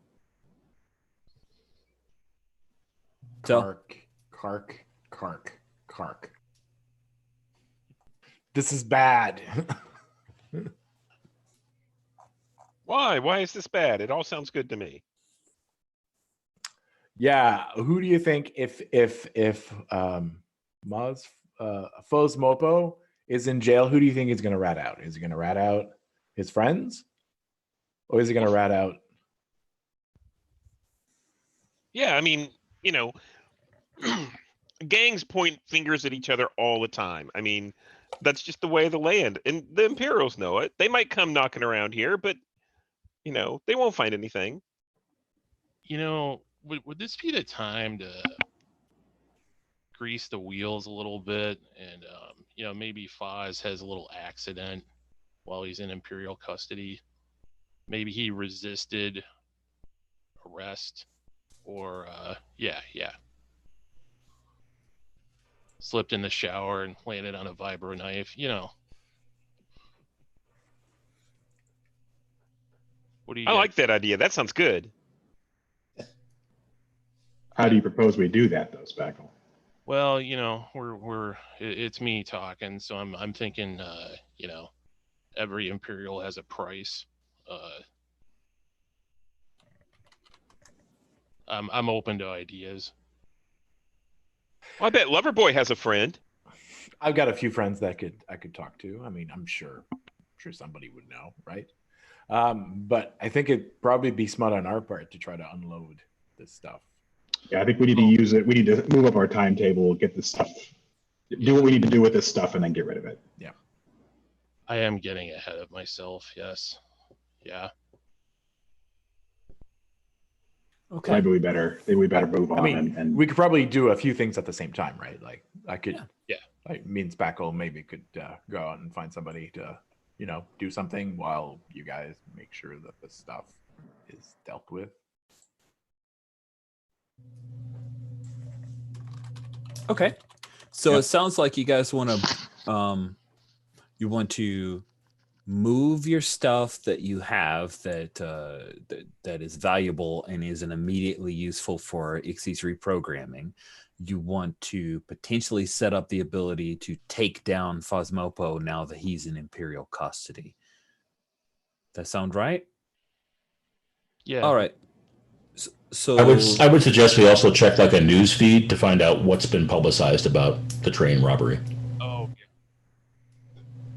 cool. Oh, John, you're hot on the mic again.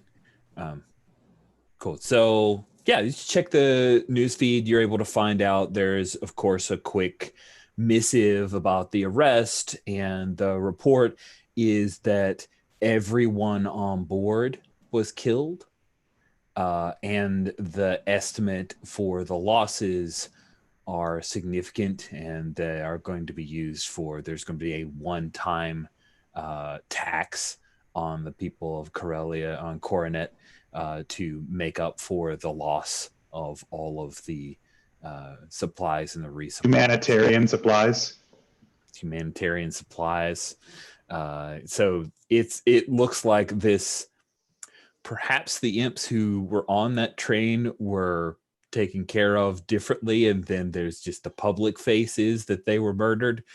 But it's high crimes and misdemeanors that Phosmopo is facing, and anyone involved in it, in the act, will be brought down hard.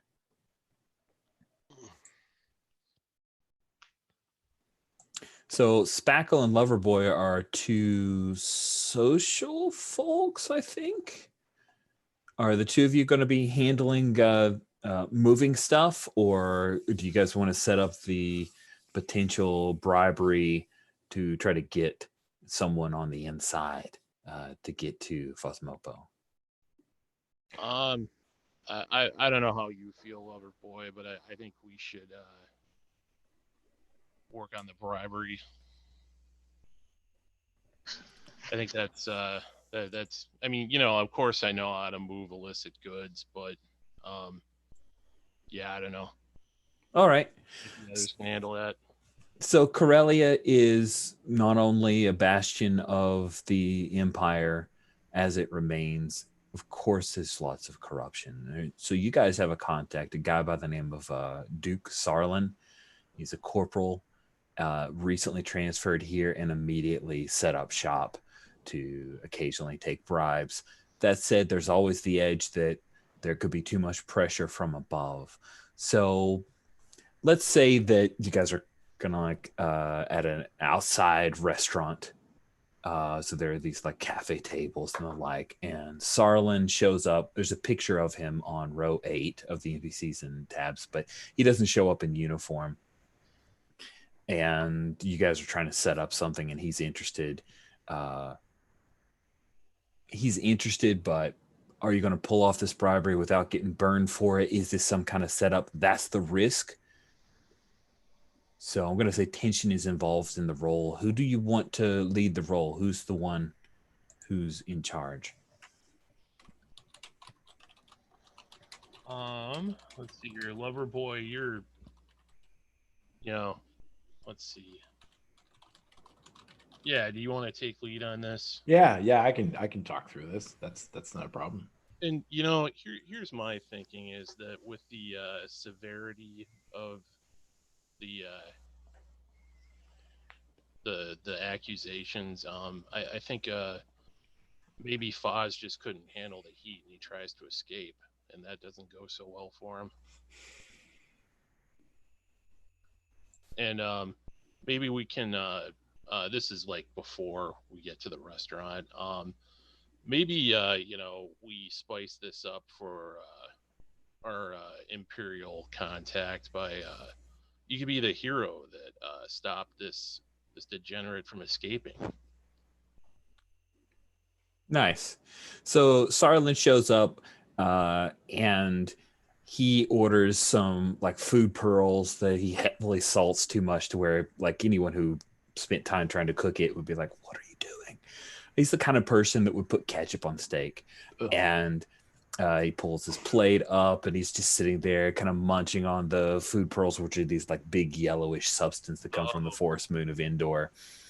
And so you guys, you're looking for some kind of connection, huh? He just stabs the fork in and pulls out a food. So he talks with his mouth open, food in his mouth. So he says, yeah, so tell me what's in it for me and we'll see if we can get you what you need. Yeah, that's what we like. So I tell him about a shipment of unlicensed speeders from like the something like the equivalent of Ferraris or something that are coming in town, and nobody knows about it. There are like 4 of them, and they're probably gonna want to, you know, they're gonna be easy to swindle, and so he's been looking for like a nice ride to take his date on the town. It's gonna be a really good drop, you know. Yeah, finally that Doorstar girl say yes. Yeah, that's it. I like it. Maybe you should get rid of that stupid droid. But I say, you know, it's like that ship is slippery, so we won't know on what dock they'll actually land. So here's what I propose. You've been looking for wheels or, you know, for a hover for a while. So if you get me the person that can, you know, make sure that Fosmodo doesn't, I don't know, he has an accident in the next few cycles or the next cycle, you know, I can make sure upon hearing about it that news of the docking station actually gets your way, and you'll be able to just do your rudimentary patrol job and make sure that you get a car out of it. All right. So I'm going to set effectively with what's called 2 difficulties. So you get one thing from one difficulty, another from the other. That way you can kind of set up your expectation, how much carts you want to spend. Getting him, if you want to just get effectively a pass key to be able to get in and do it yourself, that is going to be normal bribery. Like, oh, these things happen all the time. That's going to get swiped, and whatever happens inside happens inside. You guys have to do it. If you want him to make sure that he has an accident and take care of it, that's going to be carking hard. So you got a difficulty of 2, and they'll give you a pass key. You guys can go in and take care of your business. Difficulty of 4, and he'll go the extra mile. He really wants to speeder bike, and he's willing to put a little bit on the line. So go ahead and build your pool.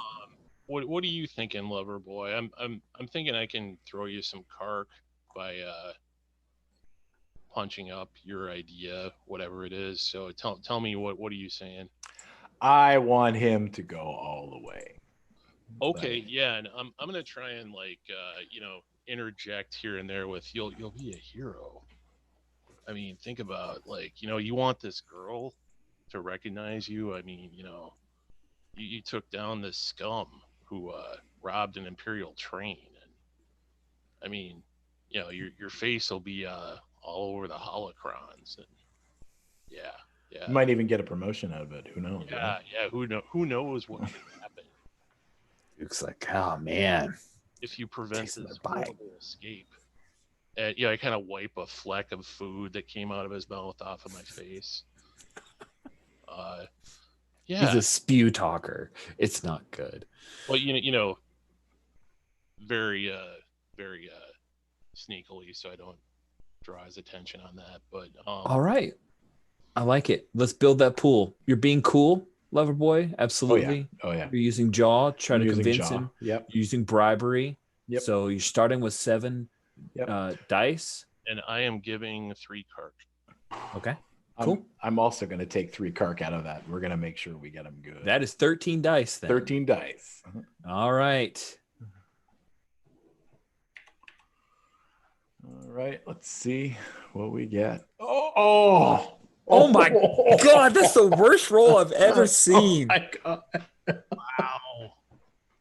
Wow. I'm so glad I didn't say tension was involved in the roll, but yeah, you fail. I saw those 7 ones. I want to 7 ones. I'm taking a screenshot that thing. Oh my God. That is the worst die roll. Oh. Okay. This is why I love shared die rollers, friends. This right here, these moments, they're precious. Hold them to your heart, friends. Okay, so here's what happens. You guys are here at this public thing. He's eating all the food cubes, chatting for a little bit, and he's nodding along, and he's like, yeah, that sounds good. And then all of a sudden you hear the sound, kind of the arrival of one of the troop transports with a buttload of stormtroopers, and he smiles. He says, "Sorry, guys," and the troopers start to come out of the troop transport. They're headed your way. What do you do, Spackle? Yeah, this has gone pear-shaped, so I'm not even gonna pretend. I'm gonna flip the table, start getting out of here, and I'm firing some I'm just taking some pot shots in my wake. 13 dice. I love it. Awesome. So you're firing, trying to get the hell out of Dodge. I assume, Loverboy, you're also trying to beat feet. Is that thing you said when you're off your bike or a little yeah. Cool? No, I don't. I'm a slow walker. So I'm runner. So I'm not too great at this either, but you know what? Actually, screw the pot shots. I want to put one into our betrayer, and then I'll start firing off. Oh, nice, cool. So yeah, you blast Sarlin right full in the face, and you'd wipe the smile off of his face with that, leaving a smoking hole, little food pearl bits everywhere, and Some you of it guys got on me. unfortunately, you guys turned. You guys turn to take off to try to get to your swoop bikes, and we'll cut away from you to check in with the other half of the plan. So you wanted to be able to get into Phosmopo You know that Loverboy and Spackle are great at that. They're taking care of it, no problems whatsoever. What's the other half of the plan? Nothing could possibly go wrong. Nope. So the other half of the plan was actually, We hear you. yeah, okay. The other half of the plan was actually to go in and, move the goods that we can. I think that if there's anything that would be easily identifiable with the train job, then um, I want to see if I can stow it away so we can sell it whenever it's less hot. Mm-hmm. So I think let's move the product we can. Okay. So let's pick up with you guys near the spaceport. So there's the regular Imperial lockdown spaceport, and then there's this one that's on the outskirts of town where it's basically smugglers, and it's a private spaceport. You are currently standing near a tramp freighter operated by Joji, who's a Kashiri, so it's a purple near human. On row 5, you can see a picture of Joji Turkin, and Joji's taking a look at the parts as she's about to take them off your hands when, lo and behold, Rosamund Pike, one of the 6, Stygian 6, along with a number of prospects, comes riding up your way, riding towards you guys like he got communication that you guys were here and he's on his way. So Ixie, Rook, Amp, 3 of you are here, and Joji notices that she's like, oh man, if this is getting hot, I'm getting on my ship. Well, I mean, they could always, they might buy for a higher price. So, if you want to move this stuff, if you want to take it, you need to do it now, because they might offer us a better price. You didn't steal this from them, right? Oh no, this is legitimate business here. We didn't take anything from the 6. Yeah. Okay. Whew. Whoa. And she kind of slides her little cred stick into your return and turns over some money, and she'll reach and take the crate full of parts. And that's when Rosamund Pike calls out, "Hey, you Sleemos!" You say, Slides "Hey, off of his... sorry, it's already sold. You can't get any more." Pike has a blaster rifle slung over his back. He looks around. So, womp rats, can't believe you've got the guts to show your faces around here after what you pulled. Aw. Oh, don't give me that look, Amp. We know you did that to Phosmopo. Can't believe you sold him out to the imps. What happened to Phosmopo? He got fingered for something he didn't do. I know he didn't do it because he was with me. So, why don't one of you guys tell the truth about what really happened and get my guy out, or there's going to be a war. We don't know anything about it. I don't know what you're talking about. The prospects are all still sitting on their swoop bikes. Their swoop bikes are all kind of a similar make. They're like, the Hyundais of swoop bikes. I have a Hyundai, so I can make the joke. They're the Hyundais of swoop bikes, which means that they look okay and they're affordable. They'll get you where you need to be. Swoop bikes. Do what? They're not the Daewoo of swoop bikes. They're not quite the Daewoo. Rich, can I say that Ixie saw Rosamund coming? Oh, absolutely. Yeah. Ixie wants nothing to do with being seen by a member of the 6, because remember, he used to be with them and all that good stuff. So he's trying to lay low. So I'd imagine he's mingling in the crowd sort of some distance away, and is just sort of keeping an eye on things. Maybe. Are you actually? Go ahead. I was going to say, are you actually like pretending to be a sanitation droid and taking out trash and stuff? Yeah, exactly. I'm blending into the background, Yeah. cleaning things, etc. With a mop that pops out of one of your arms. First it's a blade, and then I fold the blade up, and then the mop comes out. And as we do it like Ixie view, you have all these like reticles that are peering over people, the percentage chance of you being able to easily kill them, and yeah, percent chance to murder 80%, percent chance to clean 50%. I want to flip those. Sweet. So yeah, they ignore you, right? You're just a sanitation droid from as far as Rosman cares. So he's focused on Amp and Rook right now. And yeah, he's coming in all menacing, and you're playing this off like you don't know anything. So he gets in your face, Amp. He goes, I know. Listen, and you think this is funny, right? But what they're going to do to Phasmopo is nothing compared to what we'll do to you. Look, Phasmopo has done plenty of stuff for which he didn't get fingered. It seems fair to me that he gets fingered for something he didn't do. So this is the answer then. We go to war over this.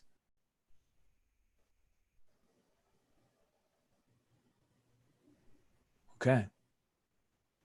All right. So I think I pull out at this point whenever he goes, all right, I pull out, 2 pistols, stick one in his gut and point the other at the prospects and say, well, we can just end this right here. There doesn't have to be a war. Nice. Let's see if you get him to back down right here and now, or if one of his idiot prospects wants to make their bones and become one of the 6 by making sure his buddy gets killed. So tension is in effect. That's right. Forced upgrade, right? And Ixie, you can jump in, right? They're not aware of you, so you could take a separate action, help out, do whatever you want. Just because they're ignorant of you doesn't mean you can't do something. So let's have you're definitely being a badass, Rook. Do you think it doesn't seem like you're going to shoot him as much as try to scare him into dropping this, at least for now? Yeah, I think this is just mouthing off. I think this would be the expected banter between gangs. Oh, it's your fault. No, it's your fault. You want a war? I'll take your war. It's right. I should have had him like snapping his fingers as he came up, but I didn't do that. Sweet. So you're going to start off with badass plus jaw. So that's 6. Yep. It sounds like I don't think any of your expertise is really working here. I don't think so. For Rook. Difficulty to get him to back off right here and now is hard, but again, tension's in effect. So any ones you have mean that things could go slightly awry. So Ixie's going to throw in one Kark, and he's going to do that. One of the schlubs in the back who's going to make a name for himself. He's going to pull a gun as this is going down, and Ixie's going to try to reach out and grab his arm and force it to the ground. So in the middle of this all happening, he'll try to intercept the. Are you going to disarm him? Yes, exactly. Disarm protocol. Take another die. Wookiee style. I think I'm going to put in a couple of Karks as well, because this isn't worth dying over. Nice. Unless you're Mopo, and then maybe it's okay. All right, cool. So it looks like that's 6. Yeah, you got a lot of dice. See how it goes. I think that's 9. I think so. Yeah, 9. Yeah, with the help you got. Okay, so I rolled. It's 4, 5s, and 6s. 4, 5s, and 6s, but 1s are going to draw down your Kark, so it'll be a bit of a struggle. Yeah, so I got 4 successes and 2 1s, so it's 2 successes. Yeah. Nice. Okay, so yeah, I think what happens is that you stick a gun in his gut, and Rosman, he didn't have his blaster rifle out, so you've got him, pants around his ankles effectively. He puts his hands up to the side a little bit. It's not one of those where he's raising it, just more like a, hey, and plus I have to do tight so you can actually see it. Amp, are you just keeping watch because it looks like Rook has this, or you're just keeping a steely-eyed glare on the prospects, or what is Amp doing when this happens? Yeah, Rook is a lot better at this than Amp is. Amp is okay in a fight, but hopefully it won't come to that. So I've got a hand on a blaster. It's not drawn yet, but I'm ready. And I think I'm going to be watching the prospects. Nice. One of the prospects is like sneaking up a blaster. That's the one where Ixie comes up, grabs, disarms the guy, yanks him off his swoop bike, and does it so quick that when the other prospects look around, they just see a sanitation droid. They're like, what? He's cleaning again. After right, he's cleaning again. But you saw it, Amp. You saw that Ixie's got their back, and Rosman just kind of backs off, hands where you can see him, and he says, "Oh, I won't forget this. I won't forget this at all." And then he runs, and hops onto his swoop bike, and they zoom away. And then Joji sticks her head down from the gangway, and she's like, "That was intense. I'm getting out of here. Guess have a good afternoon." The door starts closing up. Good doing business with you. You bet. Anytime. And so that was 4 successes and 2 ones. Do I take damage? Do I take? Yeah, cards? you're going to take 2 cards. So we'll just say that that's one of those where you didn't get physically damaged, but the stress is there. Is something you're definitely going to need to bond with somebody, get drunk, blow off some steam to feel better. Yeah. Thank you for asking for the clarification. Yeah, good. So you guys are good. You made the sale. You got a good amount of credits. And that's when you, we'll say Ixie, right? Because you're always keeping an ear on one of your virtual ears on the Imperial Band as you hear the report from, we have the 2 bogeys on the run. Yes, reports are that they're a member of the Womp Rats Swoop Gang, and it's on Imperial frequencies, and they're calling it in. And of course, they're Imperials, right? So while they have a code, they're giving you the exact. It's right by. We'll call it name of outdoor taqueria. Let's say it's like Jankies. Jankies. Right by Jankies is where it took place. I'm writing that down. Thank you. But yeah, do you get that notification that it seems like things aren't going well for Spackle and Loverboy? So inside of Ixie's head, we're hearing that amazing Imperial droid protocol that we get in Empire, all that radio chatter, and he exactly just turns to look at the others and says, "Loverboy and Spackle need our help," and he takes off at a run towards his bike, as in follow me. Jumps on his swoop and off he goes. Sweet. So looking at time, and because I always love to do a little bit of post-game feedback, I think we end it there, like a little bit of a cliffhanger with Loverboy and Spackle on their swoop bikes, trying to get the hell away from an entire squad of stormtroopers, Ixie, Amp, and Rook racing to try to help them out. And that will be where we end our session. So XP, we'll just go ahead and do that so you guys get a demo of the game. At the end of every session, Rich jumps down to the bottom of the thing and doesn't want to screw up and think about the way that another game works. XP. So hold on. Experience points, charity, vengeance, Greek justice. Oh man, I don't think I have that. So we'll just. That's right. So, cool. Genes reward 1 to 5 points of experience. That's right. In this game, it wasn't very specific about how you regain how you gain XP. So we'll say everybody gets 5 XP for surviving a couple of rides and some trouble. And then let's move to a little post-game feedback, specifically around our new folks. But if you guys don't mind, I'd like to take a quick 2-minute bio break. Because I drank a whole lot of water. So we'll see you guys in 2, and we'll just do post-game feedback. See you in a few. Sounds good.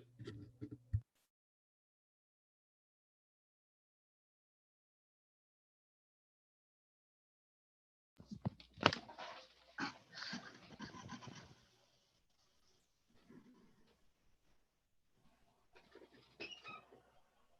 you guys playing in any other games this weekend? I don't have anything else this weekend. I think I've got a couple more, but I just got a work meeting that came through, so I'm trying to figure out if I can make both games. I might have to step out of one. What do you do? I build computer chips for cars. Oh wow! So, You should have done the slicer.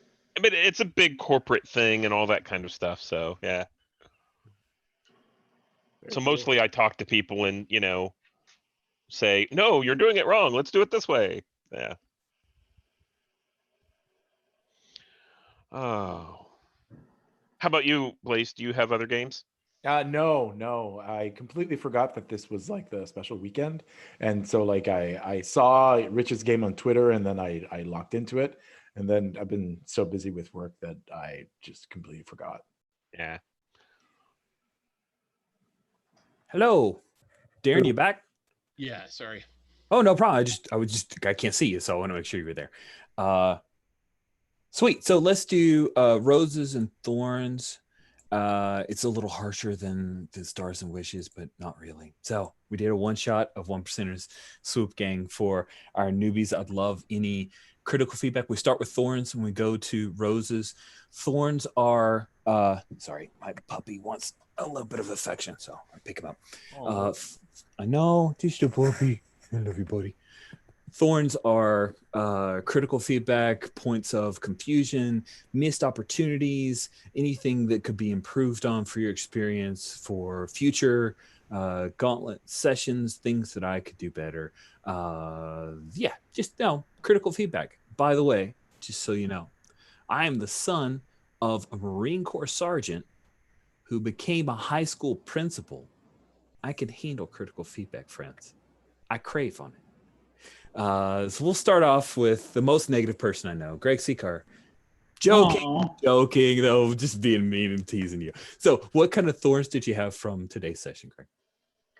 I always feel with these online games, like, especially when we had to do sort of session 0 stuff at the beginning, like I wish there had been more. I wish we'd gotten to play more. Yeah, I hear you. So, I mean, I'm not saying it should have been a 5-hour session. But you're not saying that, but maybe you are. I mean, I would have enjoyed a 5-hour session if we had if we still had an hour and a half to 2 hours of building out the world to start with, and then have 3 hours to play. That I would have been happy with that. But that's a fair point. It's not really a criticism. If anything, I would just want more. Well, that's good. Thank you, Greg. Steven, what about you? What thorns did you have? Yeah, so I'd say the same thing. I want to see more from this Swoop Gang and see where they go and all that kind of stuff, what the future is. Because, I'm super excited about, does Ixie get reprogrammed? And, how do we save the guys? I know. It's so great. I mean, it's good to leave you wanting more. So cool. This isn't the kind of thing that you want to fix in the pilot episode of your TV series.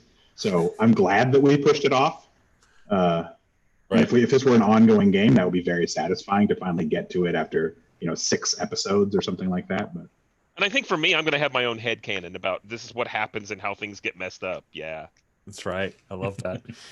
It's like season 2 of Firefly. John, what about you? What thorns did you have? No real thorns. I loved it, but a couple of ideas. You saw me hesitate in getting Ixie fixed because I thought it was a little too quick to do that. Right? We kind of would be rushing to it.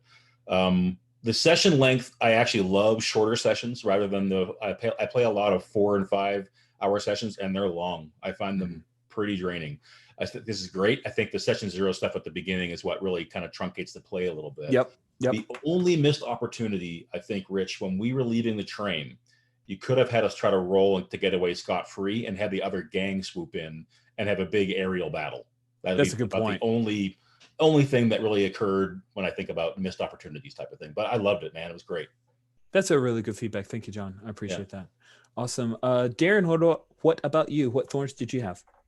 It's hard for me to critique this because I've done so little of it, but I feel like there is good use of the time allotted. I think you did a great job of making sure that everybody got to play a little bit. You explain things in a this is supposed to be thorns. I'm sorry. I'm being Darren. And turning thorns and turning criticism into compliments. We have Darren time for roses after. Darren is back. Tell me 2 things that you did wrong, but in a good way. Yeah, I don't know what I would say in terms of like really critical feedback. Okay. That's okay. Yeah, it's not a requirement. I'll still let you leave at the end. If you think of one later, that's totally cool too. Blaze, what about you? Any thorns you had to offer? I think the only thorn I'll echo John. Is it John? Yeah, John. John's point about the lack of oppositions on the speeder bikes. Yep. I think it's a little thing, but whatever. I think that would have been a great opportunity. Yeah, absolutely. And so I like to do this in snake order, which means the Blaze, since you went last on thorns, you get to go first on roses. You get a couple of roses to hand out fellow players. That's attaboys or positive feedback, particular moments of the game that you really enjoyed, or aspects of play from your fellow players? Well, first of all, I really enjoy playing Star Wars Saturdays. Like Rich said, I love coming to these things, and I've been doing it for a couple of years now. I love the fact that like we brought new people on board, and like John and Greg like really just add context to the space. Like it's really cool. It makes the feeling that you just have to add a little bit, and you don't have to go all out all the time, which like makes it fun for everybody. And then Steven, always a pleasure to playing with you. Like we've done this a few times. And Darren, that was a lot of fun. I know that like you didn't have a camera, but super cool Oh, thank you. to have a presence like yours. And and overall 1% is amazing. It's not my first time playing it, and I'd play it again anytime. Sweet. Thanks, Blaze. Darren, what roses did you have to throw out?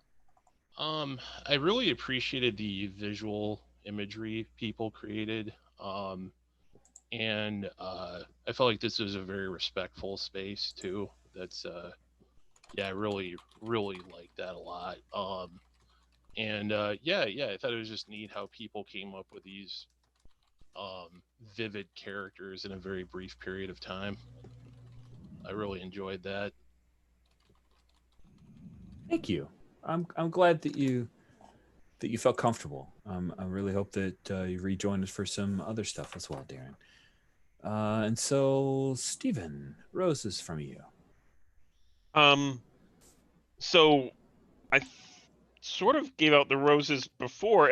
So Sorry. I really no. It's just that I wanted to see more from these characters. I really love all these characters. They're all really good. I mean, everything from. I have a feeling that I think you guys were tossing out Loverboy songs earlier, and I'm like, oh, I'm gonna have to go look those up and listen to them and have flashbacks. Ooh. Don't do it. Yeah. But yeah, I mean, all the characters were fantastic. I loved how Spackle was kind of the old grandfatherly type that was holding everyone together. That was great. I mean, everyone was good. Yeah. Thank you. Awesome. John, what about you? What roses did you have? Very solid rose for everybody at the table. I really enjoyed the whole gang. Particularly like the scene where we were robbing the train, Stephen, where you've got the door being cut open and you guys are jumping across and hacking. The rest of us are in midair nearby. I love the imagery of all that stuff of a high-speed train. Fabulous. And then one for you, Rich, because you are masterful at emceeing this stuff, GMing it. And man, you are right to identify 1%er as a system you can do a lot with. It's a great little system. It really is. Yeah, it's a solid little engine. I'm glad you dig it. Yep. Thanks, John. Sure. And then Greg, you get to bring us home. Since I made you go first, you get to go last. As everyone has said, this was a really fun group to play with, and I liked. I thought all of you were great to relate to, and I would play with any of you anytime. Maybe not Darren. Mm-hmm. No, I love Darren.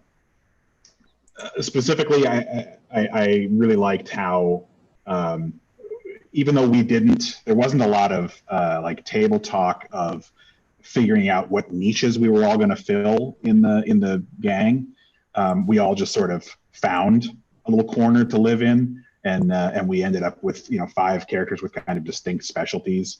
And maybe it's just a testament to the experience that we've all had at building characters for very many games over the years. But we all found a way to fit in and contribute to the team without people stepping on each other's specializations and things like that. So that was great.